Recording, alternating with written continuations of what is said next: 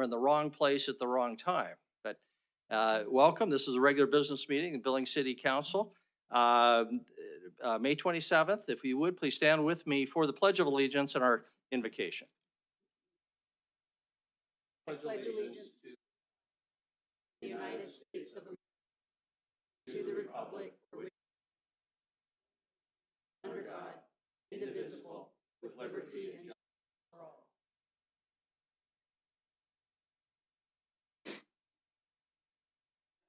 As we gather here today, let us take a moment to reflect with gratitude and purpose. We give thanks for the opportunity to serve our community and for the trust placed in us by those we represent. May our discussions tonight be guided with wisdom, respect, and a shared commitment to the well-being of all of our residents. Let us remember those who dedicate their time and talents to making our city a better place, from public servants to volunteers, educators, first responders, and community leaders. As this week follows Memorial Day, we also pause to honor and remember the men and women who gave their lives in service to our country. May their sacrifice inspire us to lead with integrity, compassion, and courage. May we approach our decisions with open minds, listening hearts, and a spirit of unity. In God's name we pray. Amen. Denise, would you please call the roll? Councilmember Shaw, Gulick, Neese, Here. Owen, Here. Rogers, Here. Kennedy, Aspenleiter, Tidswell, Present online. Boyette, Repsis, Mayor Cole. Here. First up, Council, we've got our minutes, both April 28th and May 12th. Do we have a motion or any discussion relating to one or both? Councilmember Boyette? Thank you, Mayor. I move that we approve the minutes for April 28th, 2025 and May 12th of 2025. Second. Second by Councilmember Kennedy. Any discussion? Any changes? Seeing none, the motion is for approval of both sets of minutes, April 28 and May 12. If in favor, please say aye. Aye. Aye. Aye. If opposed, nay. Motion passes unanimously. Apologize for getting a little bit of feedback here. Hopefully that will go away. Yep, sounds problem solved. Thanks, Chris. Council courtesies, former council member Mike Yakowicz asked for a minute. Councilmember Yakowicz, I'd love to turn it over to you, Senator Yakowicz. Members, Mike Yakowicz, Y-E-K-A-W-I-C-H. I'm from Senate District 24. And what a beautiful facility you have.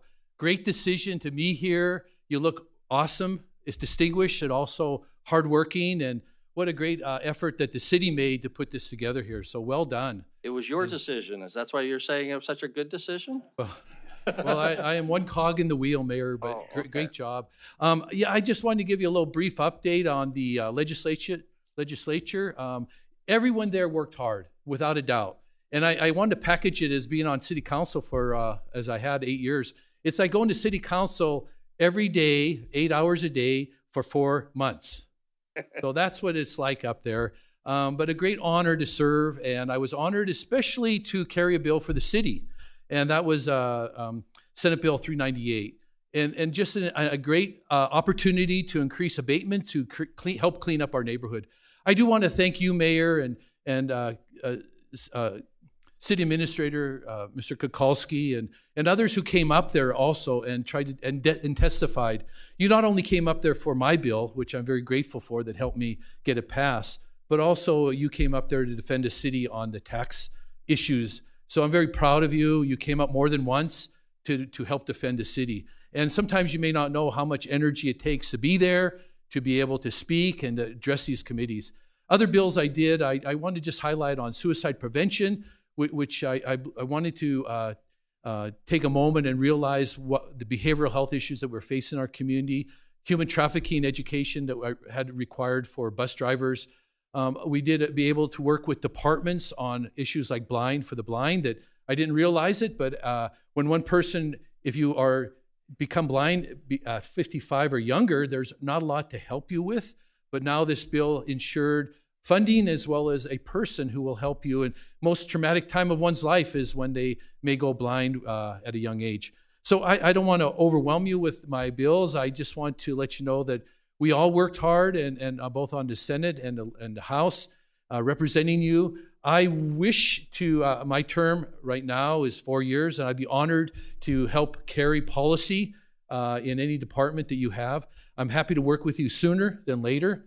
I believe that we have the best city, the best county in the state. I not only believe that, I know that. And we have the great energy, we have a lot going on, and great legislators behind us. So Mayor, please use us, ask us what we can do for you. I think Kennedy said something like that. Don't ask, just tell us what to do. Yeah. We remember. Senator, thank you Thank for you. your service. Good council We know members. it's a big job, and you did it very well. And we appreciate the energy you bring, and also just the smiles. Helena needs all the smiles it can get, and we appreciate your service, sir. Thank you, Mayor, and thank you, Council, and thank you, Administration. Very good. Councilmember Aspenleiter? Yeah, thanks, Mayor. Over the weekend, last time we met, one of the things that I had said at the end of the meeting is we need to do a better job of talking about the successes and not just the problems that we have as a community and as the city. And one of the things that occurred this last weekend with Public Works was, and most of you probably are not aware, and the news doesn't cover good stories, they cover the bad ones, but that whole Costco and Broso Valley area sprung a leak on a dead end line. And that's not something that we can just turn the valve off to that big commercial area. The Public Works team came up with a solution for that without losing water service to any of those communities. And their solution was not easy. I mean, they stretched 800 feet of large diameter line to provide a bypass at 200 pounds of pressure in those lines. That as an engineer, that's pretty tremendous to figure that out and find a solution like that on the fly. That team came up with a solution, kept that business and that whole business community down there in water in one of the busiest weekends in our community without interruption. That's the level of success stories that we need to talk about more and acknowledge the work of our Public Works Department, the dedication and the time and the commitment that those folks have that came off of their vacation to fix a problem in our community. That's something I think we need to commend the work that they provided this weekend in solving a lot of those problems that we ran into. And I am grateful for the service and the leadership shown in Public Works this weekend. Very good. And thank you for that reminder. Councilmember Kennedy? Thank you, Mayor. I'd like to recognize a few people from this weekend. Ken Callahan and Rick Baker were Hoodies for Heroes who had the idea, put it together, and we have a Veterans Memorial Wall honoring those that have passed, killed in battle. And it was 2 days of working with the families on Friday, and then Saturday with everyone that came out in recognition of those 49 men that have passed in protecting our country. And I just want to give a shout out to Ken and Rick for all the work they have done, and all the other folks that did. And the mayor accepted as we handed it over to the city. And I appreciate everyone that came out for that. And Mayor, it didn't stop there. On Monday, we were out at Mount View Cemetery. And Brandon Schmidt, I want to give a shout out to him and his crew at Mount View have done a tremendous job. The cemetery looks wonderful. The volunteers that came out, the Kiwanis and all the groups that he had out that planted flowers, that the young Marines and all the groups that put the flags out and everything. It was a community effort, but it all came back to one person that was the leader, and that was Brandon Schmidt, and I just want to give him a shout out also. Thank you. Very good. Thank you, Councilmember Kennedy. Councilmember Kennedy did leave one person off that list, though, and that was himself. He's played an intimate role in organizing Memorial Day ceremonies, not just at Mount View Cemetery, owned by the city, but also the county cemetery at Riverside, and then also at the National Museum or National Cemetery in Laurel. So, Councilmember Kennedy's done that for going on a quarter century or so, and always does it well, and we appreciate it very much. Thank you. Other council courtesies this evening? Any other council courtesies? Okay, we'll move on then to proclamations. So we have two proclamations tonight. First one in recognition of Men's Health Week. The proclamation reads as follows. Whereas Men's Health Month is part of an ongoing international effort to educate men, boys, and their families about receiving regular disease prevention screenings and living healthier lifestyles. And whereas nationwide, life expectancy for men averages 5 years fewer than that of women, with men experiencing higher rates of health problems such as diabetes, obesity, cancer, heart disease, and premature mortality. And whereas Men's Health Network is recognized for championing efforts around the country to officially designate Men's Health Month and Men's Health Week, as established in 1994. And whereas Men's Health Month is a time for the public to recognize the mental and physical health needs of men and boys while encouraging fathers to be role models for their children through preventative health screenings, healthy living, and seeking needed help. And whereas the centerpiece of Men's Health Month is National Men's Health Week, a special awareness period passed by Congress and signed into law by President Bill Clinton on May 31, 1994, and officially facilitated yearly by the efforts of the Men's Health Network. Now, therefore, I, William Cole, Mayor of the City of Billings, do hereby proclaim June 9 through 15, 2025 as Men's Health Week in Billings and encourage all our citizens to pursue preventative health practices and early detection efforts throughout the year.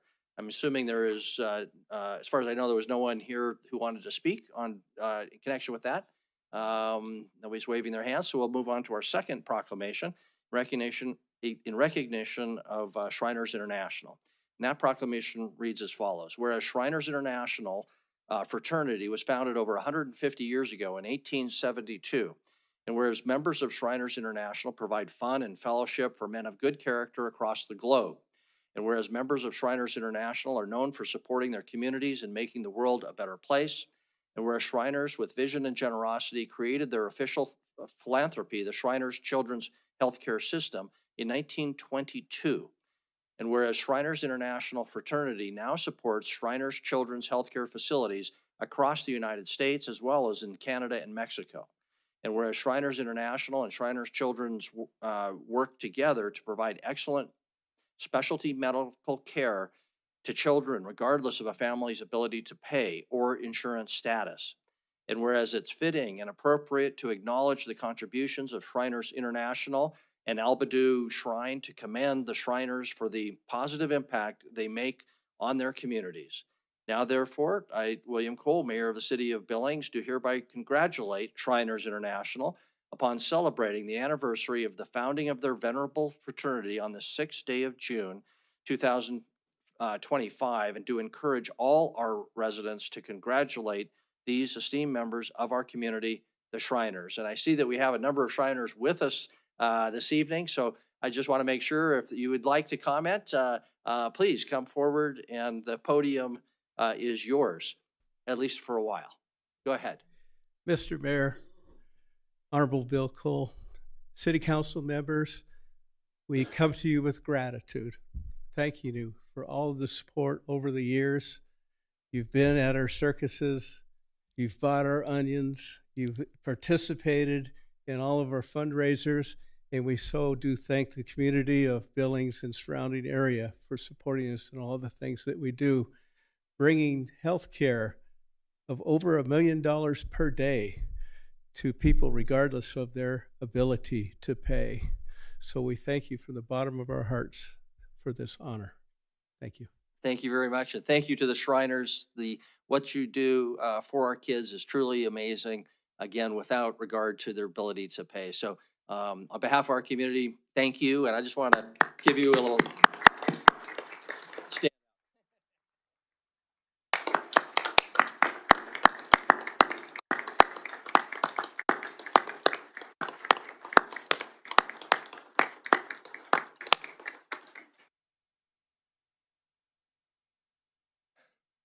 Thank you very much. That's concludes our proclamations. Council reports. Are there any reports from council members from organizations or committees that you serve on behalf of the city?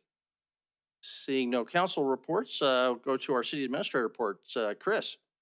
Mayor and council, yeah, I've got a handful of things here. First, when I wrap up, we'll be asking for a motion to remove item 1C from the consent agenda.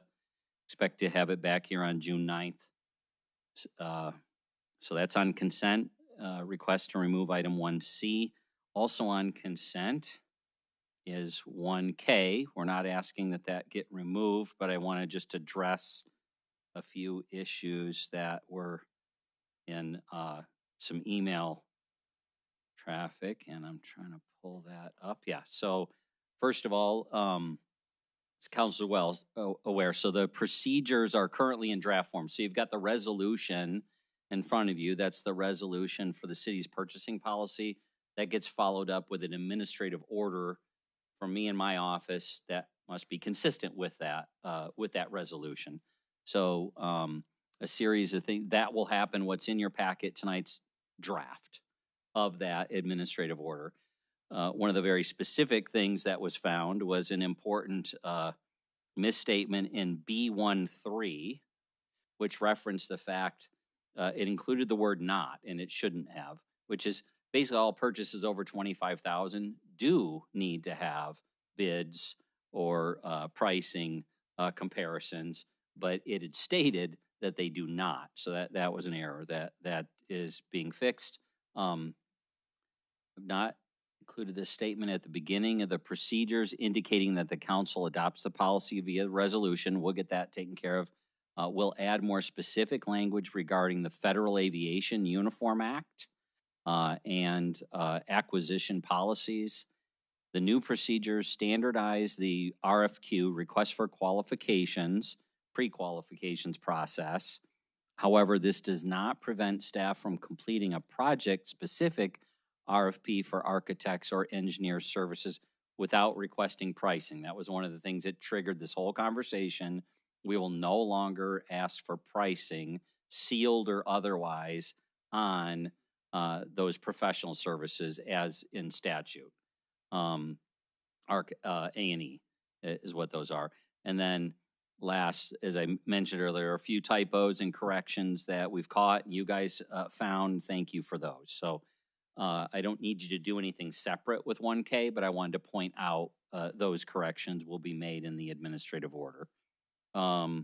Third up is that a reminder that next week, right, we're here Monday and Tuesday, same time, same place, to continue working our way through the proposed FY26 budget. Fourth up, and thank you, Councilmember Aspenleiter. In addition to that great work that took place, we had 3 other water main breaks this weekend, which and we don't typically see a lot of those, thankfully, because the system is well maintained and fairly well invested in. However, you do see there are 2 times a year when you see a bit of a spike. One is when temperatures, typically it's when they really drop. The other one, though, is in spring when people start turning on their irrigation systems and pressures start moving around the system. So that's really what we think had happened this weekend. And so there were actually 4 different breaks that the crews were dealing with to limit impacts by citizens. And no ex parte communication. And I think that wraps it up. Very good. Thank you, Chris. Councilor Ripsis, my delivery service has just dropped off my notebook. Could I get you to slide that down to me? Thank you very much. Councilmember Boyette. Thank you, Mayor. So, Chris, you're saying we want to vote on 1K even though it's not complete? It's not the way we want it? That's not what I'm saying, because your resolution is what you approve. You don't approve my administrative order. So what I was clarifying is there's a number of things in the administrative order that we'll continue to clean up and make sure are consistent with whatever resolution you pass tonight. Very good. Thank you. Council, is there a motion concerning item 1C? Again, the request was to remove that. That requires a 3/4 vote or 9 council members out of 11. Councilmember Boyette? Thank you, Mayor. According to the wishes of our city administrator, I'd like to remove item 1C. Second, Councilmember Neese. Any discussion? Okay, we'll proceed to a vote. If well, I'll only go to a hand vote if needed. If in favor of the motion to remove item 1C, please say aye. Aye. If opposed, nay. Hearing no nays, motion is approved unanimously. Thank you. Now, separations. Are there any separations from the consent agenda item number 1? Oh, I apologize here. Yep. Public comment on non-public hearing items. So this evening, is our item 1, our consent agenda, 2, the TIF award, and then item 11, Chris's contract.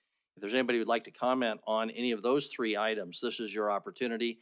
All of the other items, besides items 1, 2, and 11, we'll have a public hearing on later. So you'll need to wait to make your comments on those other items later. But if anybody'd like to comment now, please come to the podium on items 1, 2, or 11. And we just ask you to keep your comments to 3 minutes. Is there any comment on 1, 2, or 11? Seeing no one coming forward, we'll close the public comment period. And now separations. Thank you. Councilmember Aspenlighter. Thank you, Mayor. I'll be recusing myself from item 1L2. Item 1L2, bills for the week of May 5. Yeah, for my firm is in the payables. Very good. Any other separations? Councilor Bernice? I'll be separating 1K. Item 1K. Very good. Any other separations? Okay, seeing no other separations, is there a motion relating to the non-separated items? Councilmember Gulick. I move to approve the items on the consent agenda as submitted, with the exception of items moved for separation or removal. Well, that's already happened. Very good. Second by Councilmember Shaw. Motions for approval of non-separated items. Discussion. Councilmember Bernice? Yes, there's several donations on there. Just wanted to cover some of those that I can see here. Of course, the Billings Police Department, both you and Cole, have made a donation there. Billings Clinic, Rocky Mountain Glass, and Camp Blue scholarships to the PD. Just to clarify, Mayor, did you want to recuse yourself, separate that and recuse yourself from that item? Yeah, I think I should. I apologize for not doing that initially. I had seen that and I just forgot. I think it's debatable. I've looked at our rules, whether that is a personal interest. I think not, except that I've done it in the past. So just to be consistent, why don't we separate item 1G as well, just to be consistent. Any other comments, Councilor Bernice?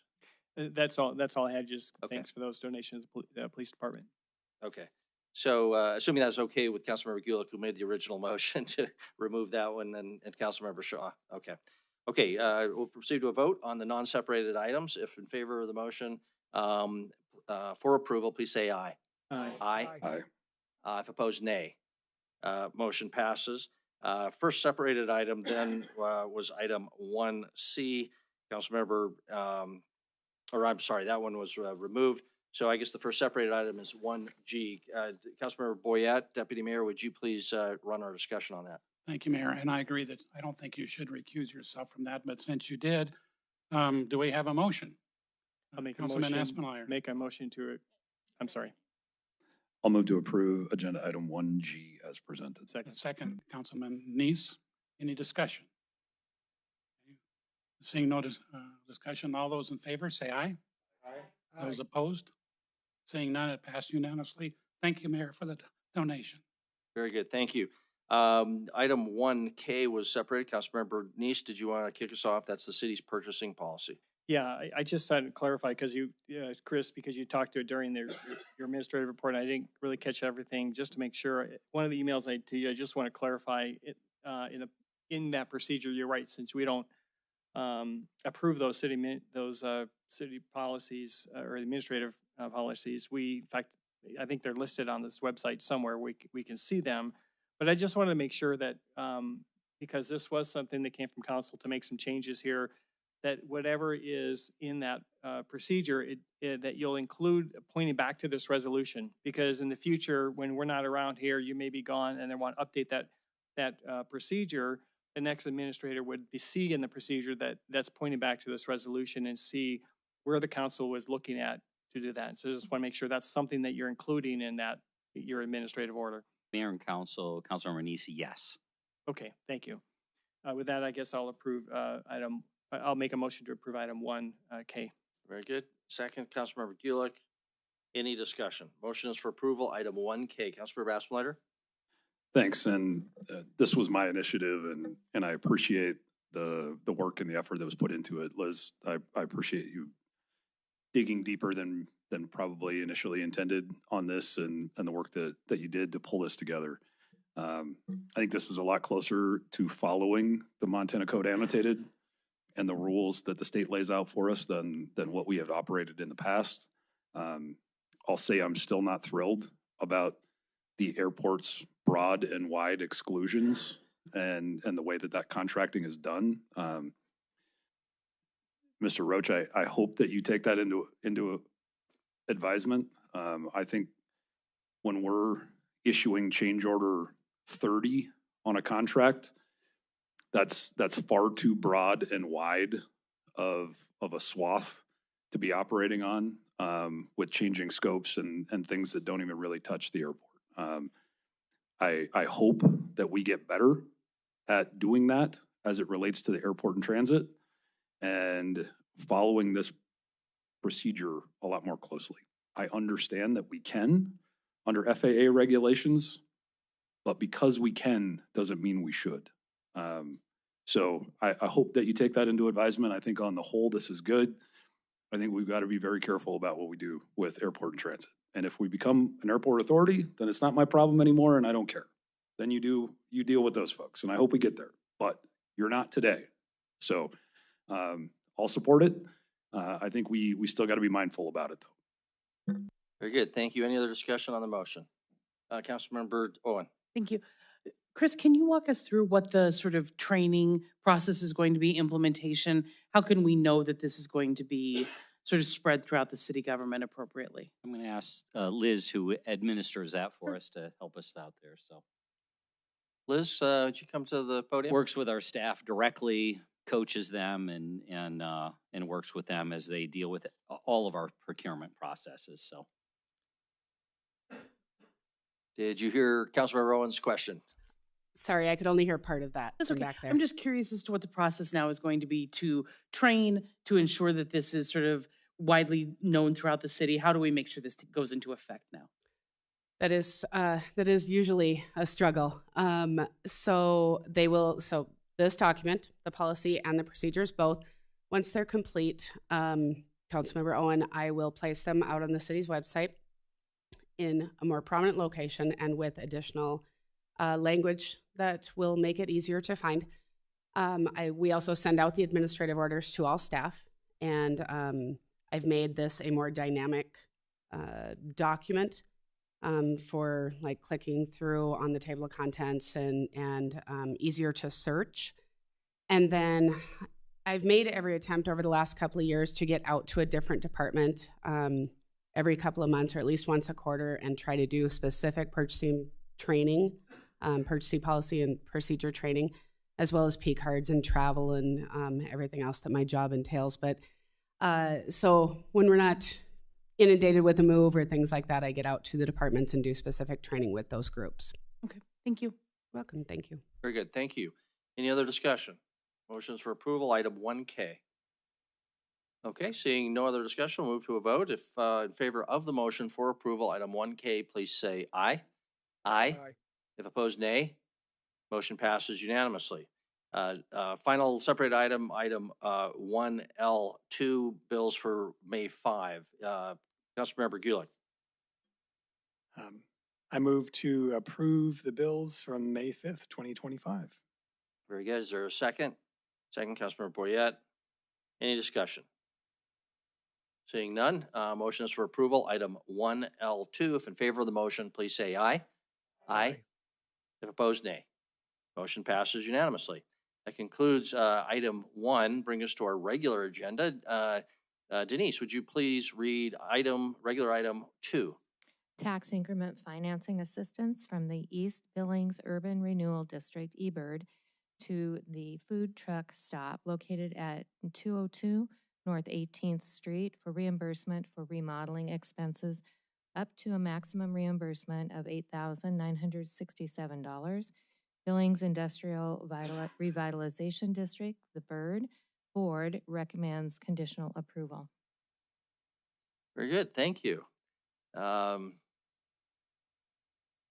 Little Bird Michelle is with us. When's your last day? Glad to see you still with us, Michelle.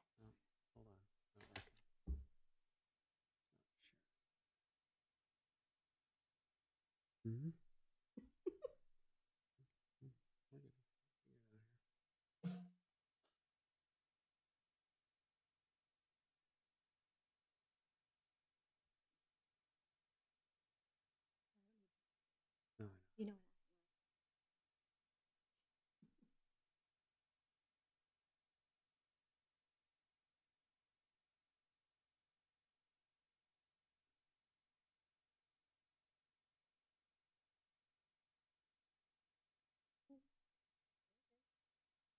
We're good if you're good. Well, hello, Mayor and council members. My name is Michelle Harkins, and I am the outgoing director of the Billings Industrial Revitalization District, who has proudly had an MOU with the city for going on 18 years.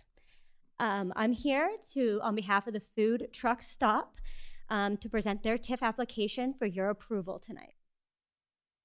Just a company overview. So you might recognize Mo and Katie Bain from around Billings at numerous events from their current business, Crepe Diem. I'm sure many of you have had a crepe made by them or seen them at a farmer's market or event at the Metro or numerous other things from around the county.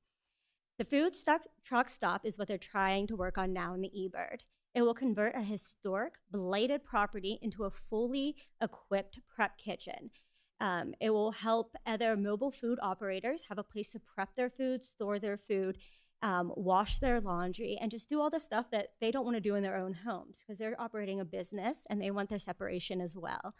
Michelle, I'm just going to ask you to move the mic kind of right in front of you, point right at it. Right at my face? That's great. All right. Thank you. So they have over 15 years experience already in this industry, and they know what these food trucks need. And they know with how expensive construction is, a lot of entrepreneurs and people wanting to get into the food industry are now turning to food trucks, but they still need help getting their food prepped and places to store them. Is the mic? I'm good now? Okay. And have operations out of. And that's what they're trying to provide here for the community. Not just a place to store food, but this is helping entrepreneurs throughout Billings find a home in the eBird. So the project overview, you'll notice this location. It's at 202 North 18th Street. So we're gonna help them, is what we'd like to do, with safety improvements, including new fencing, new site enhancements, upgrading the sidewalks, curbs, and gutters, and landscaping. So currently, if you cannot tell, there's no landscaping on the property. So we would be working to meet with the eBird code to plant in the boulevards and just updating the whole exterior. So this will be enhancing the aesthetics of the property, and it will function as a wonderful new business on that corner. And they'll be doing the internal to prep this into a prep kitchen, and it's also going to keep the apartment, which is on the north side of the property. So you can see it right past that business. So it will still remain a mixed-use property in the district. Here, you can see more on the map the current condition. So where it's located now, it's right by a Brown's Auto Center. It's right by the new wildflower garden that the Bird just finished planting on a unused blighted lot. So that's something we're really proud we did. So right by Wilcoxon's Ice Cream, Graphic Imprints. So you guys might know where that is. But you can see some of the exterior photos of the building and how on that corner it has great visibility. So fixing up this property will help drive some of the other properties that are blighted or unused property that's up for sale and been there for a while. It will help drive more people in for economic development and fixing up those properties. So here's the project breakdown. So the total project cost is roughly $78,500. We are requesting for approval today of around $9,000, and that's a little under 11% of the total project cost. Everything that qualified for TIF included the sidewalks, curbs, and gutters, landscaping, some private utility upgrades, and fencing. Half of the funds that we are requesting is fencing. That's kind of what Councilmember Neese and I have been talking about. And then the rest is split up between the landscaping, utilities, and sidewalks, curbs, and gutters to best utilize the expenses and where they needed them the most. That's what we try to do. We try to work with the small businesses to see what they need done the fastest and what would work best for them. So alignment with our zoning, we made sure this met with all of our codes used in our district. It's still, well, it's a grandfathered in building, but it does meet, and this is gonna help enhance the pedestrian, the walkability of the community. It encourages economic revitalization and growth. It supports the mixed use development since they are updating both sides of the property, and really focuses on our renewal objectives. It also is going to meet our master plan objectives of economic sustainability and supporting existing buildings and renewing them, and also existing businesses that are already in Billings and helping them grow and foster long-term prosperity and helping the values of the businesses increase as well. You can see numerous benefits to why fixing up blighted properties helps communities. It makes inactive spaces active. It makes unsafe places safer. You know, you take outdated utilities and you make them newer. You know, you make unwalkable places walkable, fixing sidewalks, curbs, gutters, getting rid of safety hazard. This is what TIF districts are for. And what I love about this is they wouldn't be able to do this without TIF funds. And what they're doing is not for self-benefit, which, let's just be honest, a lot of people do that for business. But what they're doing is not for them. It's to help out younger generations and teach them what they know, and to help out other people that are trying to find what they're passionate about and what they want to do and help them succeed in life right now. And that's just what's really inspiring about this. So here's the timeline. You can see they submitted their application on April 23rd, and that gets us here to council today. The projected construction schedule, they're ready to hit the ground running and are ready to go. And they want to wrap this up by the end of June so they can still catch in a great food truck season and help people as soon as they can. So if anyone has any questions, I'm here to answer. Very good. Thank you, Michelle. Does the applicant, the Baines, have any comment that they want to address us? No obligation, but They're,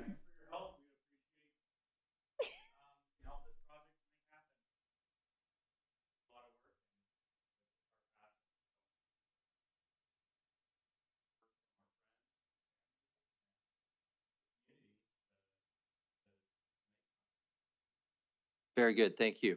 Okay, council questions for Michelle or for the developer, Councilmember Shaw?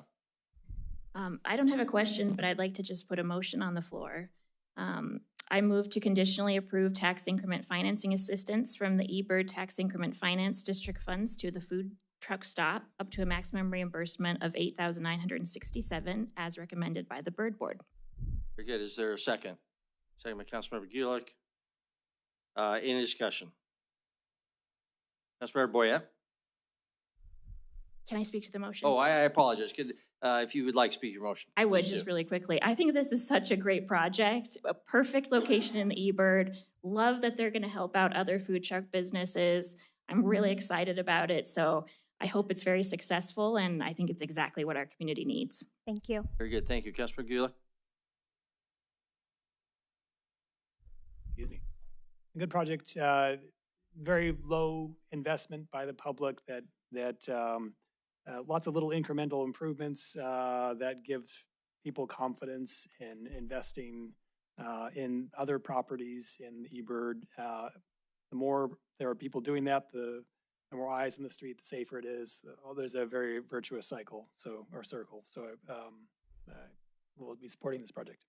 Very good. Thank you, Thank Councilor you. Boyette. Thank you, Mayor.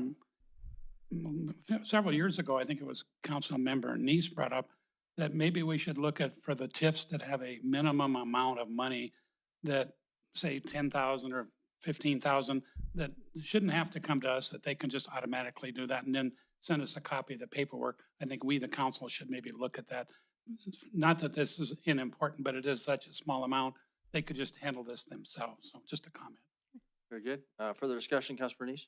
Yeah, thank you, Mayor and Michelle. I wish you well. We're going to miss you. I think you have done a great job of bringing these TIF projects to us with the information. I like it's going to be an 11-year payback. It's well within the boundaries of that.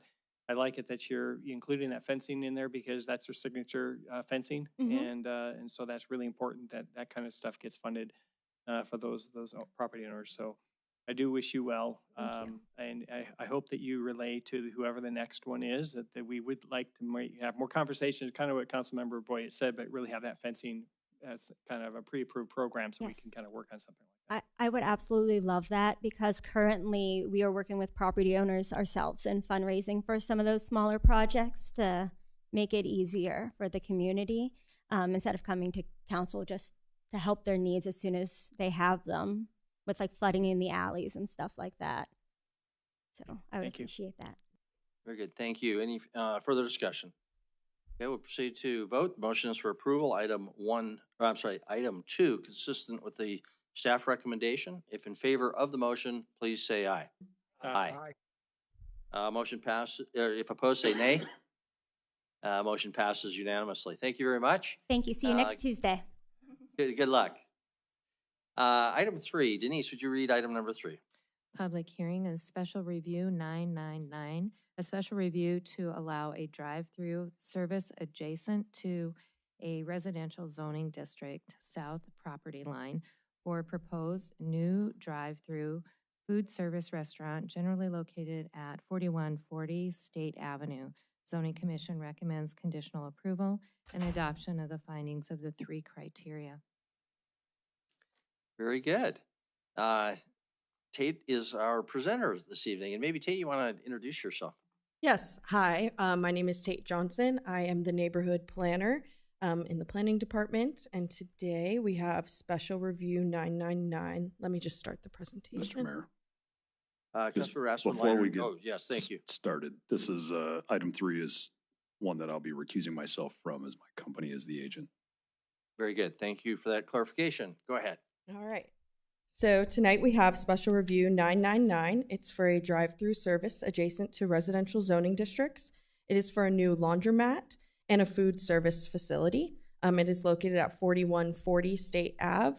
The owner is Nestor Nava Chavez, and Taylor Kasparek and Performance Engineering are the agent for this project. So this is just a quick overview with the new special review decision criteria. Special review uses are not allowed uses within the district, but they are special exceptions, and it falls within the applicant to prove the compatibility with the district. All right, so here's just an overview of the parcel. You can see the subject parcel right there along State Ave. To the east is also CMU1 zoning, which is what the subject parcel is, Corridor Mixed Use 1. You can see to the west is neighborhood, or N1, First Neighborhood, and that is also directly to the south of the project, or of the parcel.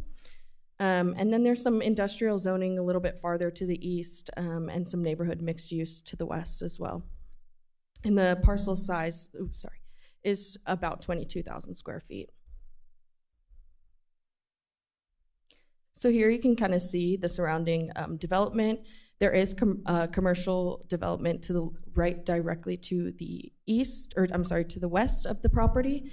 You can see the residential around to the south, east, and to the north. So here's the proposed site plan for the development. You can see that the drive-through will kind of wrap around the building. It is going north to the top, so that's State Ave right at the top. And here's just another site plan that kind of shows you that queuing in the drive-through for about 6 cars that will fit.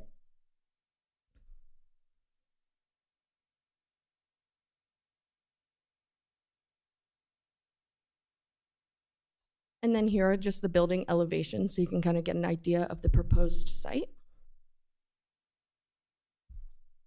Here's a photo of the subject property. This is looking east down State Avenue. This is looking north across State Avenue.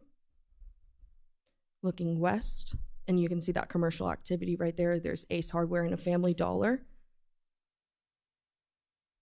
This is looking southwest from State Avenue, and I just want to point out that the building is already in construction because the laundromat is allowed use by right, so they are just coming here for that food service portion of the building. And then this is looking south from State Avenue. So the Zoning Commission has recommended approval based on the proposed findings and recommended conditions. This project is consistent with the growth policy and the infill development policy.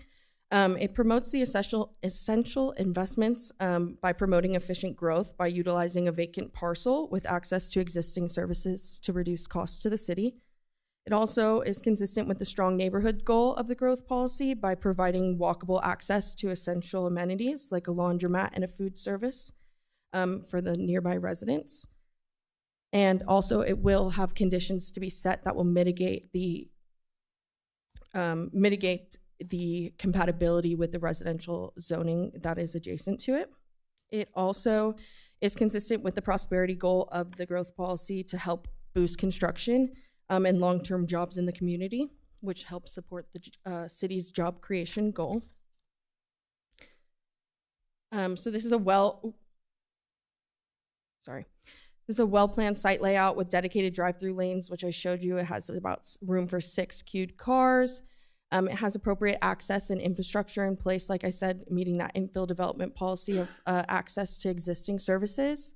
And it is compatible with surrounding development with that commercial activity to the west, and any impacts will be mitigated through the design and operational conditions.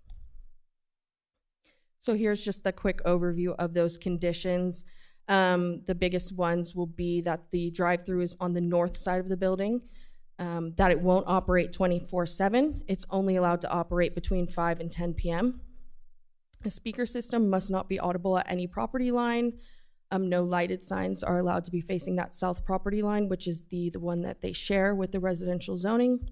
That same with a site obscuring fence will be placed along that property line. And then obviously the project must follow all other city regulations, and these will stay with the property and apply to all future owners and users. So here's just that site again and the site plan. Do you guys have any questions? Very good, thank you. Tate, is there a presentation by the owner or developer or I don't agent? believe they have a presentation, but they are here tonight. Okay. Don't want to cut them off. Questions then? Councilmember Boyd, Councilmember Kennedy? I noticed that during, there was no participation in the pre-application meeting from any of the residents. Mm-hmm. Have you heard anything good or bad from the residents one way or the other? Nope, there has been no ex parte communication on this project. Councilmember Kennedy? Yes, a couple of things. We discussed it at the Southside Task Force meeting. Most of the people are very excited about this going on. I've been driving by it every day. We're waiting for the restaurant to open. The question I have for you is, why 10 o'clock? That's just a standard condition that we set for drive-through services near residential zones. I'm not exactly sure why 10 o'clock was deemed, but that's just kind of the standard that we've used with other special reviews with drive-throughs. And the reason I ask that is because there's a lot of, if you go all over town, people are open till midnight. Some are open in residential areas till 2 in the morning or whatever. You're kind of limiting them. So I'm just asking the question, why 10 o'clock? Because they may go a little bit longer. Mm-hmm. That would work. Thank you, Councilmember Kennedy, Mayor, Council. It's to align with the noise ordinance. With this being adjacent to a residential property, that was the intent. Council can always change a condition of approval if they so wish. Okay, thank you. Very good. Other discussion, Councilmember Dees? Thank you, Mayor. You mentioned this is already being developed and as we saw from the pictures being built. Did they, when they first were starting to building this, their intent and was the design actually for a restaurant during the initial stages, or does this happen to be, well, they had these units that they were condoing out, and one of them happened to come as a restaurant and wanted to do that. Now they're going to put a drive-through because it kind of looks like it was designed for a restaurant or some type of food service. Yeah, so their initial intention was to make it a food service from the beginning. I don't think they knew that they needed the special review for it. That's why we're coming in after the construction has already started. But yeah, they was kind of always intended to have a drive-through service of some sort there. Okay, so it was something afterwards they realized, oh shoot, Yeah, so after the initial building permits were submitted, they were not approved, obviously, because the special review is required for that service. So we could only approve it for the other half of the use allowed by right for the laundromat, and then once we finish with this process, we'll go back and either approve or deny the drive-through service. Okay, and then the other question I have is, I'm just looking as a drive-through, and I don't know exact dimensions or looking at all this, but in my truck, I'd have a tough time turning out of that exit to get going right out on State Avenue. So is this something that the city requires them to put the parking in the back like this? Or is this something that they just decided that's what they wanted to do? So let me just triple check, but I believe it was parking is required. It's allowed anywhere, so it was just design choice. There's no requirement as to where the parking needs to be, or it's rear, internal, or side. So really, you have. So they chose however they developed it. They decided to put it in the back or in the front like that to make it. All right, thank you. Very good. Any further discussion? Tate, I guess I forgot a question or a comment. I'm looking at the recommended language of our motion for approval. And it says, having conducted a public hearing, considered written and spoken public testimony, I move to approve Special Review 999 and adopt the findings of the 3 criteria as recommended by the Zoning Commission. That 2 questions, that doesn't specifically reference the 6 or 8 or whatever number of conditions.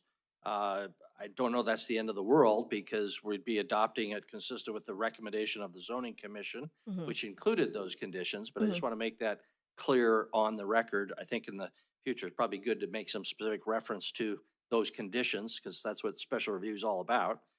And then it says of the 3 criteria, I'm not sure what those 3 criteria are in the staff report. It references our section 27-1623D, and then there's 9 different provisions in there. So I don't know if there's 3 condition I'm missing. I think it must have just been a typo, as it should be the 9 criteria. Okay. But in any event, it's the motion, if it's made, will be consistent with the Zoning Commission recommendation, and that would incorporate all these things, I guess. Okay, any further discussion? This is a public hearing, so we'll open up for public hearing. Okay, this is a public hearing. Is there anybody who would like to be heard on item 3, Special Review 999? Please come forward. Just tell us your name, address, and keep your comments to 3 minutes. Hi, my name is Brody Robertson. I'm here in place of Taylor Kasparic as the owner's agent. I'm with Performance Engineering, so I'd be happy to answer any questions that Council or Mr. Mayor would have on this project. Very good. Are there any questions for our agent? I don't see any. So thank you. If something comes up, we'll come back. Chris, do you have something? Mayor and Council, I just want to make sure there is not a misinterpretation to a prior question. And that is in reference to kind of building locations, because our standards do have some guidance there. And so I just don't want someone walking away from the conversation. I think the answer was technically correct regarding you can have some parking front, side, rear, but there are some orientations of buildings in our standards. So the planning staff could do a much better job than I if you want any more specifics there, but I just want to make sure that was kind of clear. Thank you. Very good. Is there any other public comment on item number 3? No one's coming forward, so we'll close the public hearing on item number 3. Look for a motion. Councilmember Kennedy. Mayor and council, I will make a motion that, that what we do is, having conducted a public hearing, considered a written and spoken public testimony, I would move to approve special review 999 and adopt the findings of the nine criteria, and also add as the limitations that they could be open from 5 a.m. till midnight.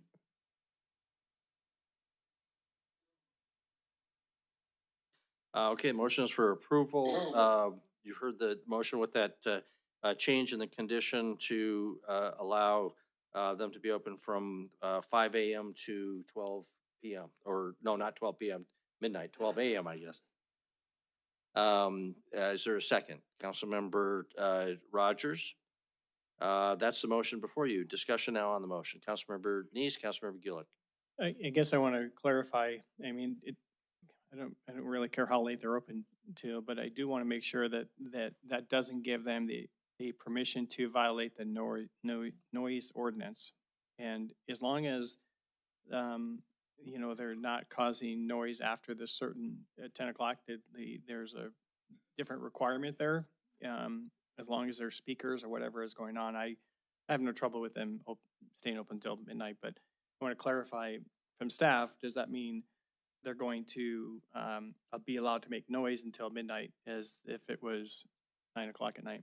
Okay, Councilmember Kennedy, you'd like to address that. Go ahead, Councilmember Kennedy. If you go down State Avenue, you will see that the Sugar Beet Factory is going, and they're going morning, noon, and night. The noise ordinance, I don't think the drive-through is going to be that big a problem. I just, again, if I can get staff to clarify, they're going to not enforce the noise ordinance there at that location. And are they going to have to start tracking locations to where we would then not enforce the noise ordinance? Planning Director Wyeth Friday. Wyeth. Yes, thank you, Mayor and Council and Councilmember Neese. The noise ordinance, we still would enforce the noise ordinance, yeah. So that wouldn't make any difference in that respect. We do try to align things with that. Obviously, there's a lot of existing businesses around the city that have been operating, you know, long before now, and so they have different hours. But yeah, it wouldn't affect the noise ordinance enforcement. Okay, so whether or not they're open till midnight or 10, I mean, I mean, if they were to stay open to midnight, we just approved it for 10 o'clock. I mean, code enforcement is not going to go down there and shut them down because they're open till midnight anyway, are they? Councilmember Neese and Mayor and Council, no, actually the noise ordinance is enforced through the police department. And so it would be a complaint that would come in and then be addressed that way. All right, thank you. Very good. Councilmember Gillick. I don't know that I guess I'm a little uncomfortable with the longer hours. I'm not necessarily opposed, but it's not something that was part of the conditions. Like, so someone from the public felt like they didn't have any objections because there wasn't anything about these longer hours, that it would just be to 10 o'clock, and they were fine with that, so they didn't come forward. It seems like it should have a separate noticed process in order to do that. I mean, so I'm not sure quite how I'm going to vote on the motion. I certainly support the project, but I'm not sure about the hours. Very good. Councilmember Owen, Councilmember Boyette. Thank you, Mayor. I don't know Wyeth or Anna or whomever would like to answer, but maybe I misinterpreted the staff memo. I interpreted the staff memo to be speaking to the hours of operation of the drive-through speaker only. They could run the restaurant 24 hours a day if they want. It's the drive-through speaker that we're talking about, correct? Sorry. Mayor, Councilmember Owen, that's correct. I mean, they can run it at any operation that they choose to. But we also had an additional condition that said noise not being heard to the property line too, to try to protect that as well. But if they have inside seating, for example, people can come, they could stay open until 1 a.m. if they like. What we're talking about here is the condition on the drive-through speaker. Correct. And so Councilmember Kennedy's motion would allow them to operate the drive-through speaker until midnight. But the restaurant could operate anytime it wanted. Is that? Correct. I think that's what our intent is, and does it say? Yeah. I think that is the intent. Thank you. Okay. Anna, while you're there, I'm just looking at the language of the condition. So there's 3 sentences. The first one says the drive-through service window will not be open on 24 hours a day. Hours of operation will be submitted for approval at the time of building permit application. So that's for the drive-through? That's what happens in the building permit process? Typically, Oh, okay. typically so. Okay, and then hours of operation should not occur 5 or after, in this case, midnight. So, okay, thank you for that clarification. Councilor Boyette? Thank you, Mayor. I was wondering if the applicant or the applicant's agent could respond to this since you're here. I guess my question is this a problem, a concern? Are you happy? What about staying open from 10 until midnight? Does it make a bit of difference? Do you care one way or the other? I'd have to confirm with the owner and the operator on the project, but I would assume that he would like longer hours of operation if that is possible, and as well as the additional information that is in the proposal. They won't be able to hear the speakers at property lines anyway, so whether or not that stops at 10 p.m. or 12 a.m. doesn't seem to make a difference. Okay, further discussion now on the motion. If Council Member Tidswell raises his hand, please let me know. I don't see anybody else, so we'll move to a vote. Is the motion clear? Approval consistent with staff recommendation, except for that change for allowing the drive-through to midnight instead of 10 p.m. If in favor of the motion, please say aye. Aye. Aye. If opposed, nay. Not hearing any nays, so the motion passes unanimously. Thank you very much. Okay, that concludes then item number 3. Item number 4. Denise, would you read item number 4? Public hearing and first reading ordinance for zone change 1065, generally located at 1440 Governors Boulevard. Zoning Commission recommends approval and adoption of the 10 review criteria.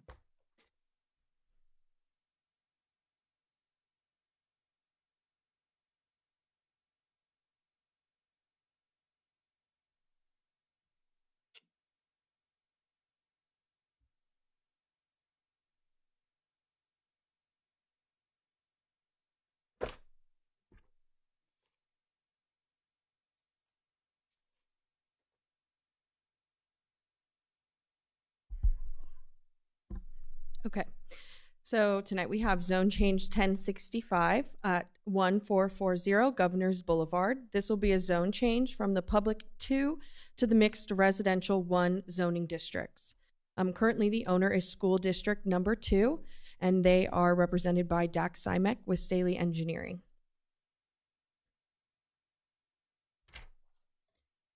So the current P2 zoning is intended for small-scale civic and community service structures. These are typically churches and schools, and there is a maximum of 2 buildings per lot in that district. So the proposed zone district is a mixed residential 1 zoning district, which allows for up to 4 dwellings per, sorry, 1 to 4 units in each dwelling. It also has minimum lot widths, build-to zones, setbacks, and parking requirements. Accessory buildings and uses are allowed in that zone. Accessory uses include home occupations, community gardens, and short-term rentals. So here is the zoning map for this parcel. You can see that it's right there along Governors Boulevard. To the east of this property, there is some NX1 zoning already directly behind it, as well as some N2 zoning farther to the, to the west, not the east. To the east is P2 zoning. It's Castle Rock Middle School. And then down to the southeast is N3 suburban neighborhood zoning. To the north is some CMU1, NMU, so mixed use districts, neighborhood mixed use, corridor mixed use, neighborhood office, CX, that's all along Wicks Lane. So here's the aerial of the current property. You can see that it's pretty undeveloped out there towards the west of the property, or towards the west of Castle Rock Middle School, really. To the north, there is multifamily residential housing already built. To the west, you can see it's pretty much all vacant. To the east, you do have Castle Rock Middle School, Castle Rock Park, as well as N3, just single-family homes down to the southeast. So the Zoning Commission is recommending approval of this zone change as it meets the growth policy and the infill development policy for the city. It promotes the essential investments goal of the growth policy by promoting efficient growth of utilizing a vacant parcel with access to existing services. It promotes the strong neighborhoods goal by having that NX1 zoning will support a mix of housing types to serve various income levels and ages in the community. It also will help to strengthen the existing neighborhood by utilizing a vacant parcel to enhance walkability and to reduce sprawl in the neighborhood. It also supports the home base goal by enabling workforce housing targeted for single-family homes to meet housing demands in Billings. It's promoting livability and access with location near transit, schools, and parks. And it also meets the goals of the 2006 Heights neighborhood land use and housing goals by providing affordable housing compatible with surrounding existing neighborhoods and respects the existing characteristics of the neighborhood. So here is the subject property. This is looking directly east across Governor's Boulevard from that subject property. This is looking northwest from Governor's Boulevard. You can see on the right hand of that picture is that multifamily housing. You can kind of see the roof of it. This is looking directly up north, or looking north up Governor's Boulevard. This is looking down south on Governor's Boulevard, and you can see those are those single-family houses that were to the south. This is looking southwest from Governor's Boulevard. And then these are just the review criteria that should be considered when it comes to a zone change. And then I can pull back up the aerial for you guys. Thank you so much. Do we have any questions? Very good. Are there questions for Tate? What do the prairie dogs think? I don't know. Probably not in favor. They don't talk. Any questions, Councilmember Denise? Is the applicant going to speak? Oh, yeah. Do we have an applicant or applicant's agent? Please. Yeah, thank you, Tate. Mayor, council members, my name is Dax Simic with Staley Engineering. I do have a representative of School District 2 here with me tonight, as well as the developer.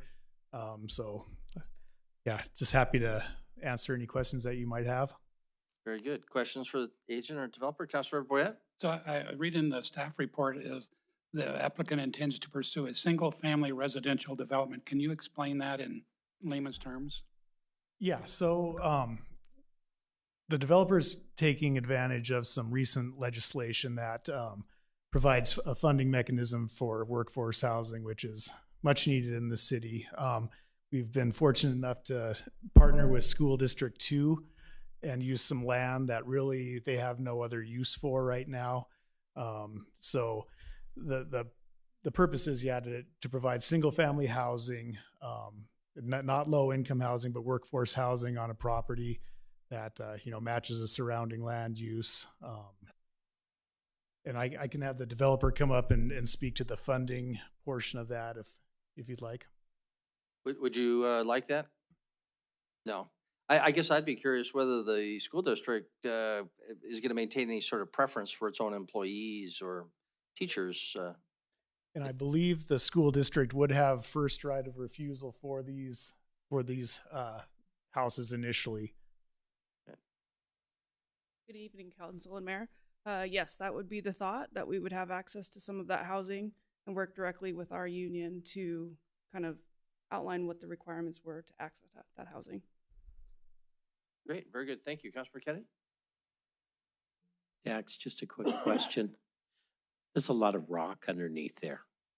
So how do you plan on building all that and digging it up or whatever? Yep, certainly some geological challenges on that property.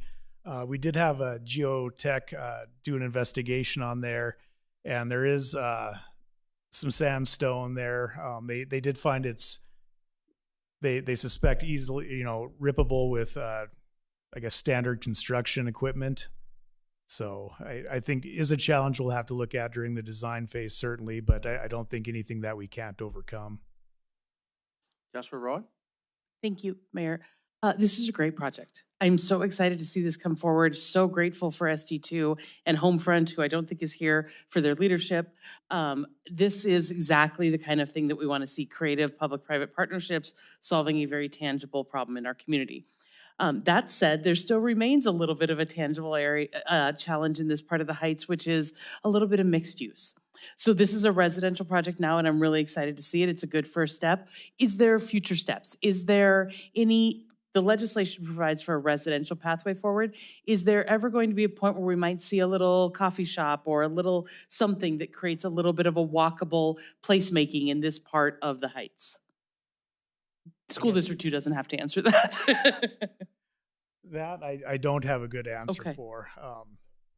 Certainly, I just like to put it out in the world as much as I can that we love to see more creative problem solving up in the Heights, bringing some of that light commercial neighborhood gathering area.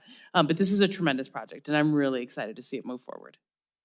Very good. Thank you, Councilor Bernice.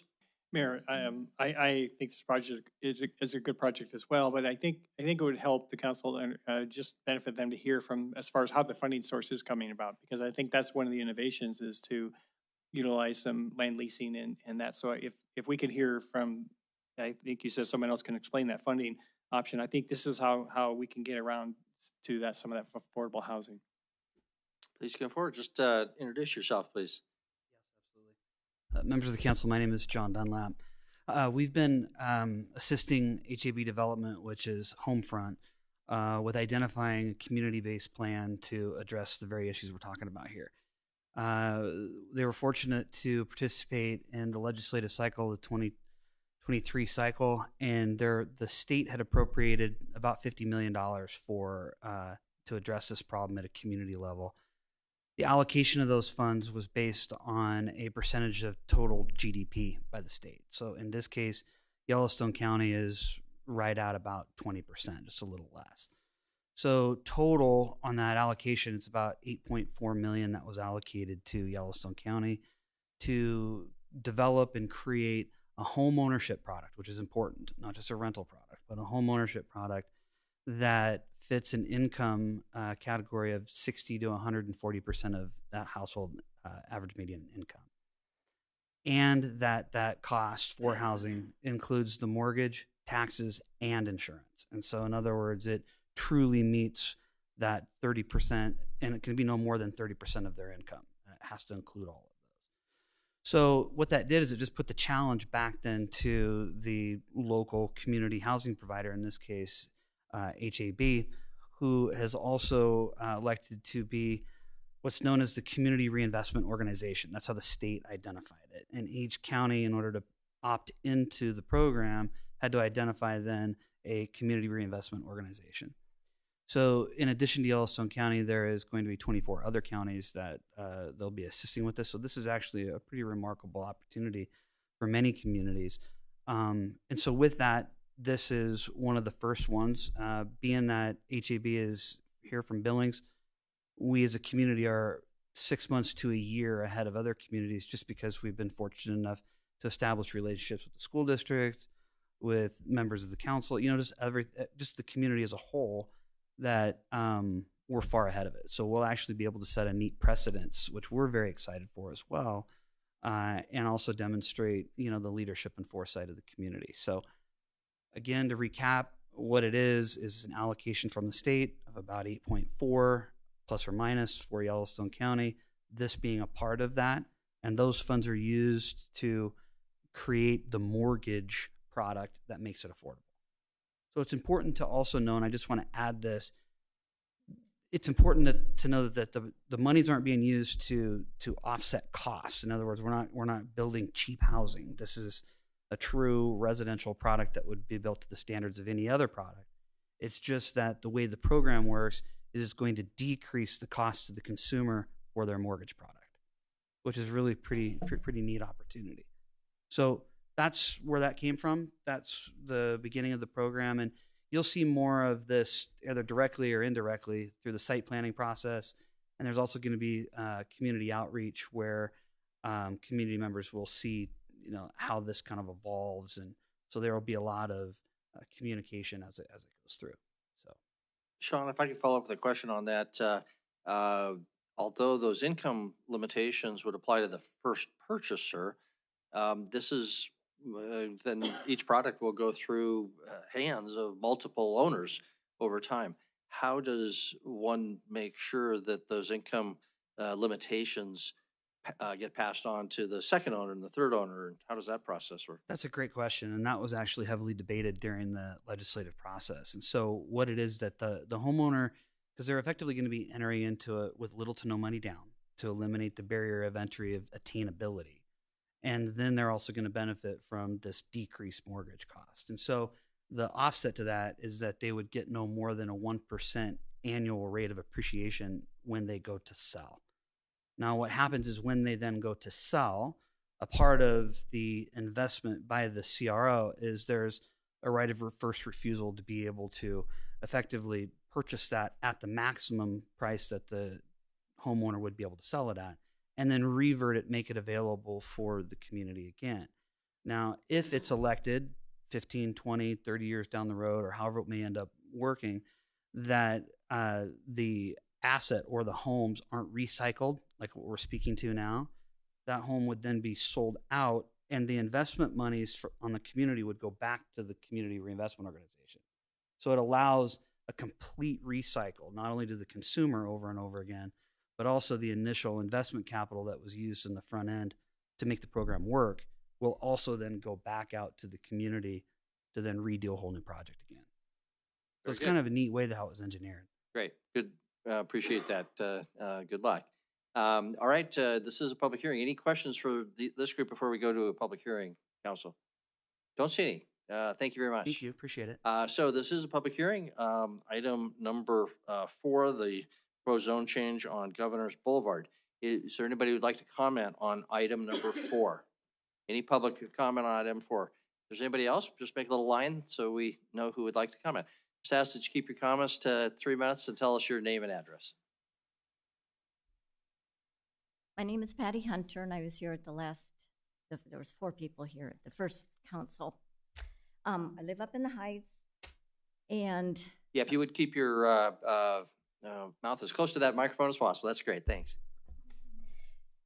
The reason I'm here is because at the last meeting, there's a lot of verbiage being thrown around that I didn't understand, and it didn't make me very happy about this new project.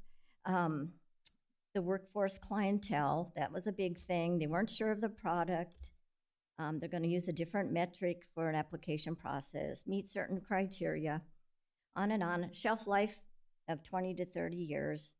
And what I'm getting at is if they put something in there, what looked like on the map, they're calling it an alley feed that comes behind the project. And it would go out onto Constitution. And then it was a, so here's your community, and the alley feed would come out to Constitution, and about a half a block from where you come out is a 4-way stoplight. Right now, the schools that are involved, the elementary school, the junior high, there's a lot of children, all times during the summer months. 2 months, the traffic isn't bad. Right now, it's just a cluster. It's not safe, and if you can't get anybody out from that new project onto Constitution, we only have one way in and one way out. So it's going to be more of a cluster, and that needs to be looked at, and they did say there would be a study done. Well, when is that going to be? When nobody's there during the summer? You got to do it during the 10 months because it's just, it's awful, and it's not safe. That's what I have to say about this project. And it sounds like it could be benefit a lot of people, maybe that are like, the salaries aren't as high, so they start out in a smaller place, which I did. So, and that's beneficial. But if it's just that little alley feed going out to Constitution and maybe a half a block down to the stoplights, where you got an elementary school up here and you got the junior high here, there's kids everywhere. There's people that walk with dogs and all that, you know, neighborhood stuff. It's not safe. It's just not safe. Nobody's going to get in or out. And once you start the construction and you got the big trucks going in, coming out, it's going to be worse. And it's just an accident waiting to happen. So that's got to be looked at very seriously. That's it. Thank you. Appreciate it. Very good. Thank you. And we'll ask staff to maybe comment on that after public comment is, period is closed. Go ahead. Go ahead. My name is Danielle Owen. I live in the Heights. My question is, she had mentioned short-term rentals for these properties as well. Is this going to be like Airbnb in these properties that are supposed to be more for workforce, I guess is my question, especially right from a school. I'm sorry, would you just restate your question again? She had mentioned when she was showing the design and everything, short-term rentals. That is one of the things that it would be used for. I'm just curious as to what short-term rentals are considered. Okay, thank you very much. Well, when we close the public comment period, we'll ask the developer to comment on that. Any other public comment? Is there any other public comment on item number 4? No one's coming forward, so close the public comment here period. And Tate, there was the issue about traffic onto Constitution. Just as a reminder for anybody in the audience, this is a zoning application, so it goes to how the property can be used, not necessarily to the layout of the streets. This property may be, I guess it would be subdivided later, so that'd be another opportunity to address those traffic issues. But Tate, can you comment on that further? And then I don't know if you have any comments on the short-term rental issue. If not, we'll ask the developer or their representative to comment on that. But go ahead. Yeah. So I did speak with engineering about some improvements that are set to be made from the Safe Routes to School Phase 2 plan. They will be reducing the curb radii and calming the turning traffic at the intersection of Governors Boulevard and Wicks Lane. They also will, at the intersection of Wicks Lane and Governors Boulevard, be installing high visibility crossings and a leading pedestrian interval. Beyond that, we can have maybe engineering speak a little bit more into the traffic concerns. But there are projects slated for that intersection to improve the both the pedestrians and the turning of cars. When it comes to short-term rentals are allowed by right. You just have to get a permit in any residential zone in the city. We weren't saying that that's what it will be used for. It's just saying that those are allowed uses within that zone. Okay, very good. So the traffic can be addressed or will be addressed further down the process. I don't know if the developer wanted to comment on the short-term rental possibility, and I'll turn it over to Councilmember Brown.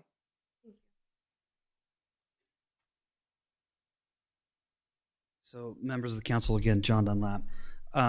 It is not a permitted use under the state legislation. It actually has to be a home ownership product. And so this will be a fully conveyed home ownership product that would be constructed on this site, assuming that it utilizes the MCRP dollars. Very good. Thank you very much.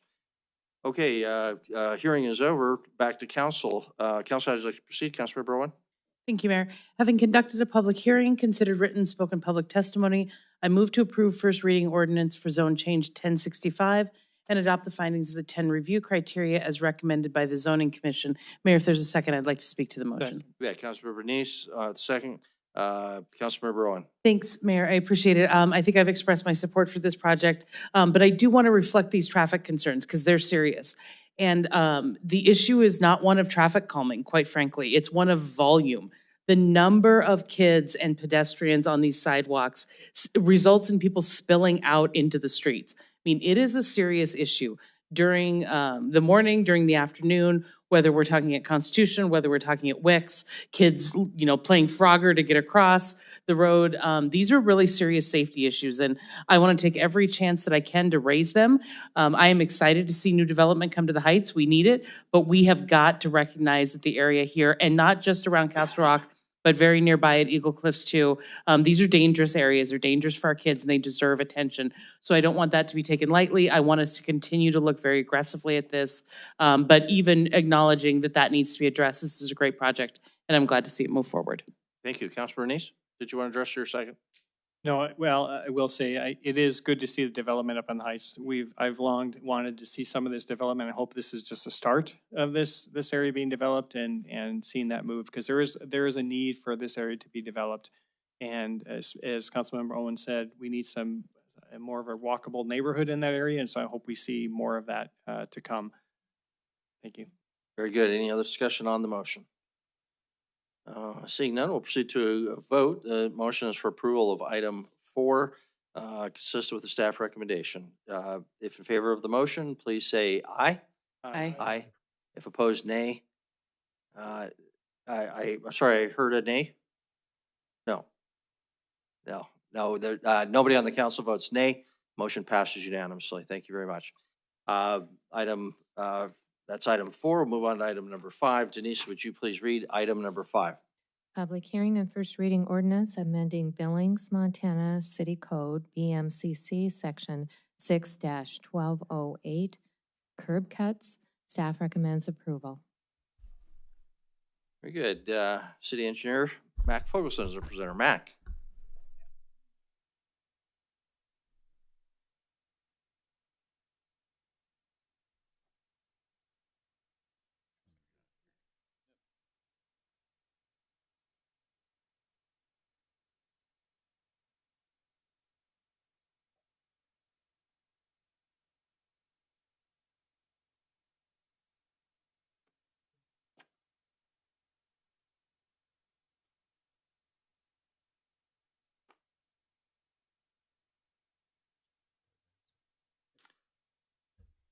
Good evening, Mayor and Council. Everybody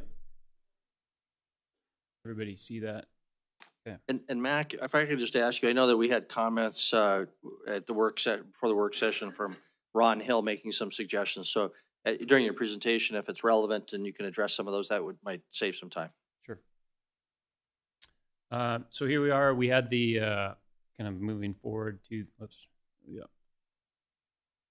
So kind of where we are tonight, we had that City Council work session discussion on the April 28th, and here we are for the public hearing of another second reading on June 9th.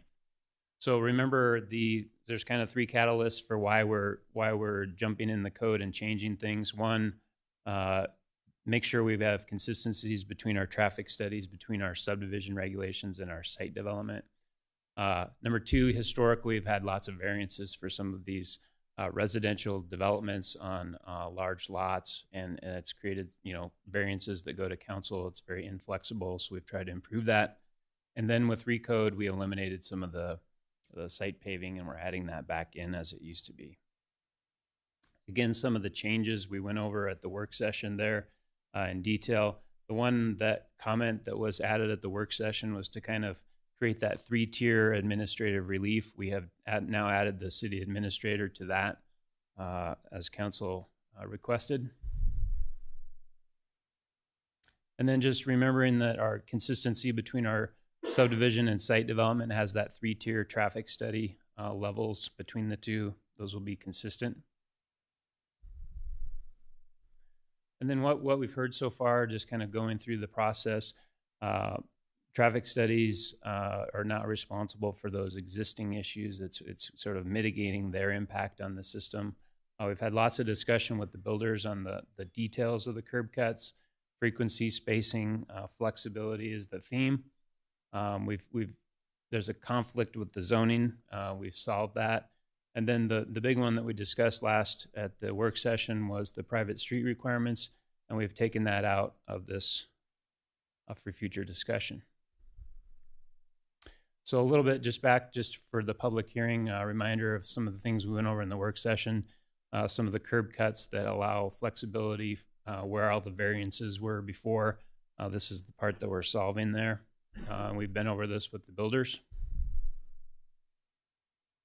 Again, where we have multiple buildings and larger buildings, this is the balance between allowing enough parking but also flexibility for those buildings, and I think we've worked through that language. Here's an example, that's on the street that we've sort of tested our code against. One of the elements was adding that curb cut on the radius, and we've allowed that for flexibility, provided we don't have sight distance issues. And then adding back in the surfacing and paving of sites. So I guess to Mr. Mayor, before I get to this slide, I'd like to address there's been some questions over, I'm going to say, construction of curb, if you will, from Mr. Hill. And I believe we have those standards elsewhere in construction standards with the public works standards. We did do one thing for Mr. Hill, did have a good idea, and that is on the permits that we're issuing to folks who get a curb cut. It's right on the permit now that says, here's the standard you need to construct your curb cut to. So that was something we did as a result of his comments. And then kind of after we published the code here, there are two changes that I'm going to suggest. I believe Councilmember Aspenleiter and maybe Councilmember Owen talked a little bit about, and this is on page 3, the traffic impact study. There's a sentence in there I've highlighted in red that caused some concern, and we have reviewed this, and we suggest deleting this. And the reason why, we think we have enough criteria there already in the code that this is redundant. And then second change, there's a section of existing code on page 7, this section 14, and it's the code that we didn't propose changing. But if you read it one way, it might say, hey, the city's going to go out and tell people to start getting rid of curb cuts. There's not really a guidelines on the why. And so we suggest adding that first section there. The intent is if you come in and redevelop a site or you are changing it in some way, that would be when this applies. So we suggest adding that red language there. And I think with that, I'd be open to any questions. Are there questions for Mac? Councilmember Owen? Yeah, Mac, let's just pick up right there where you left off, if you could. So I want to be clear. If I'm the current owner and I have a curb cut, there's not a scenario where the city could come in and say, you gotta change it, you gotta redo it, you're not using it anymore, it's abandoned, it's unused or whatever. It's only when the property transfers. Is that what I'm understanding? Yeah, and so what we're proposing here, Or if I redevelop I would the say site. no, yeah. Okay, so the current use remains until either the current owner redevelops or the property changes hands. Correct, and that would be triggered by a building permit. Okay, thank you. Very good. Councilmember Aspenleiter and Councilmember Neese? Thanks. More of a comment. I did have some correspondence and communication with Councilwoman Owen about these two things and Councilman Kennedy.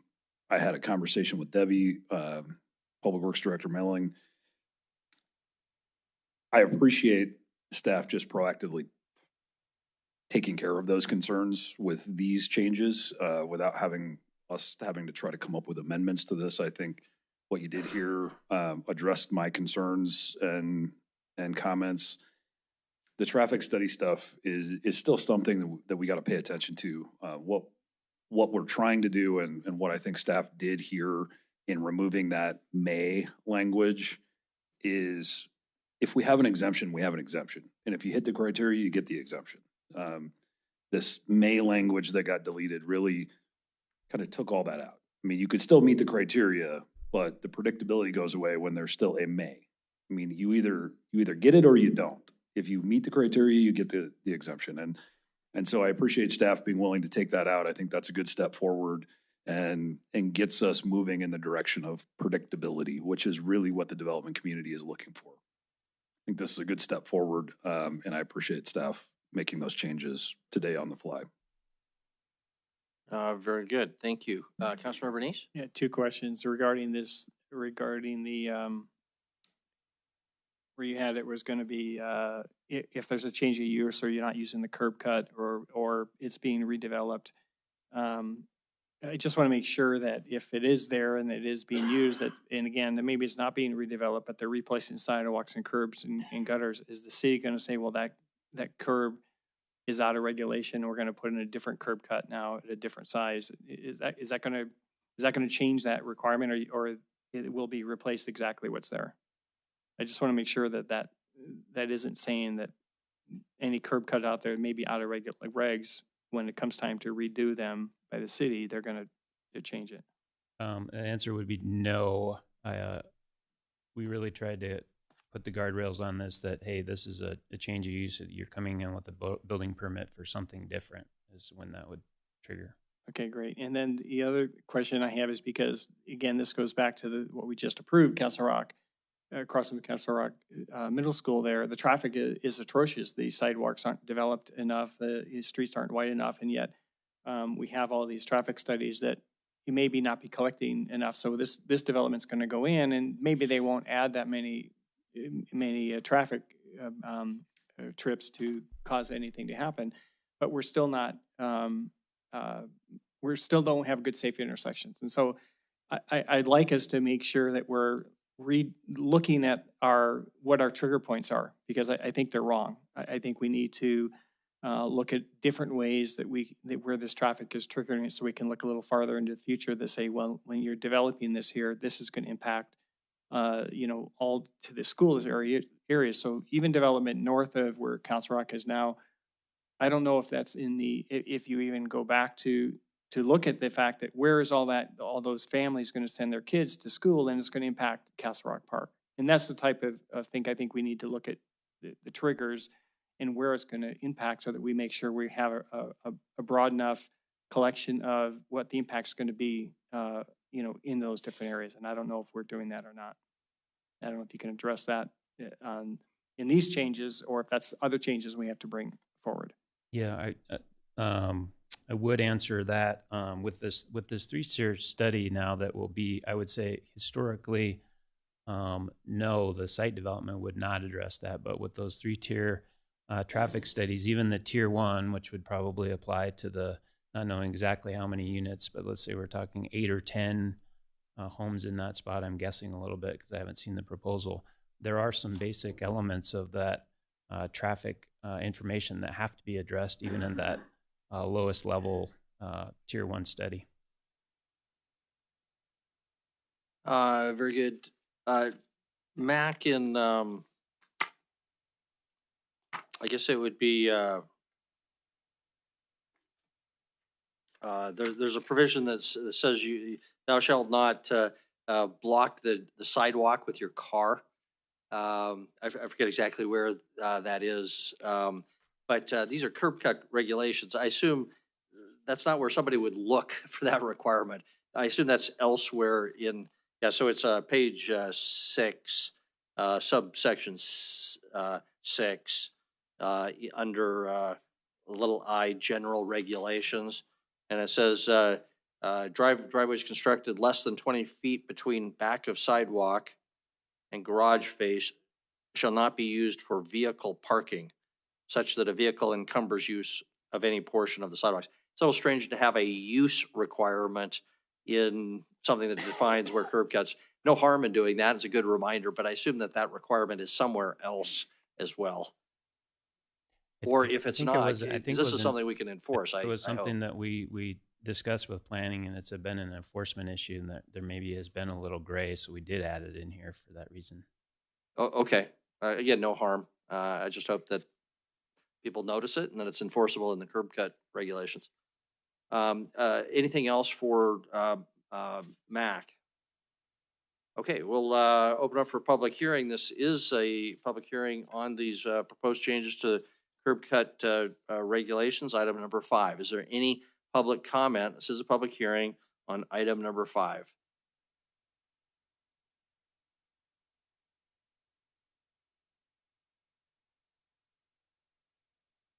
Good evening, Doug Wild. I live in 1930 Forest Park. I just moved last week.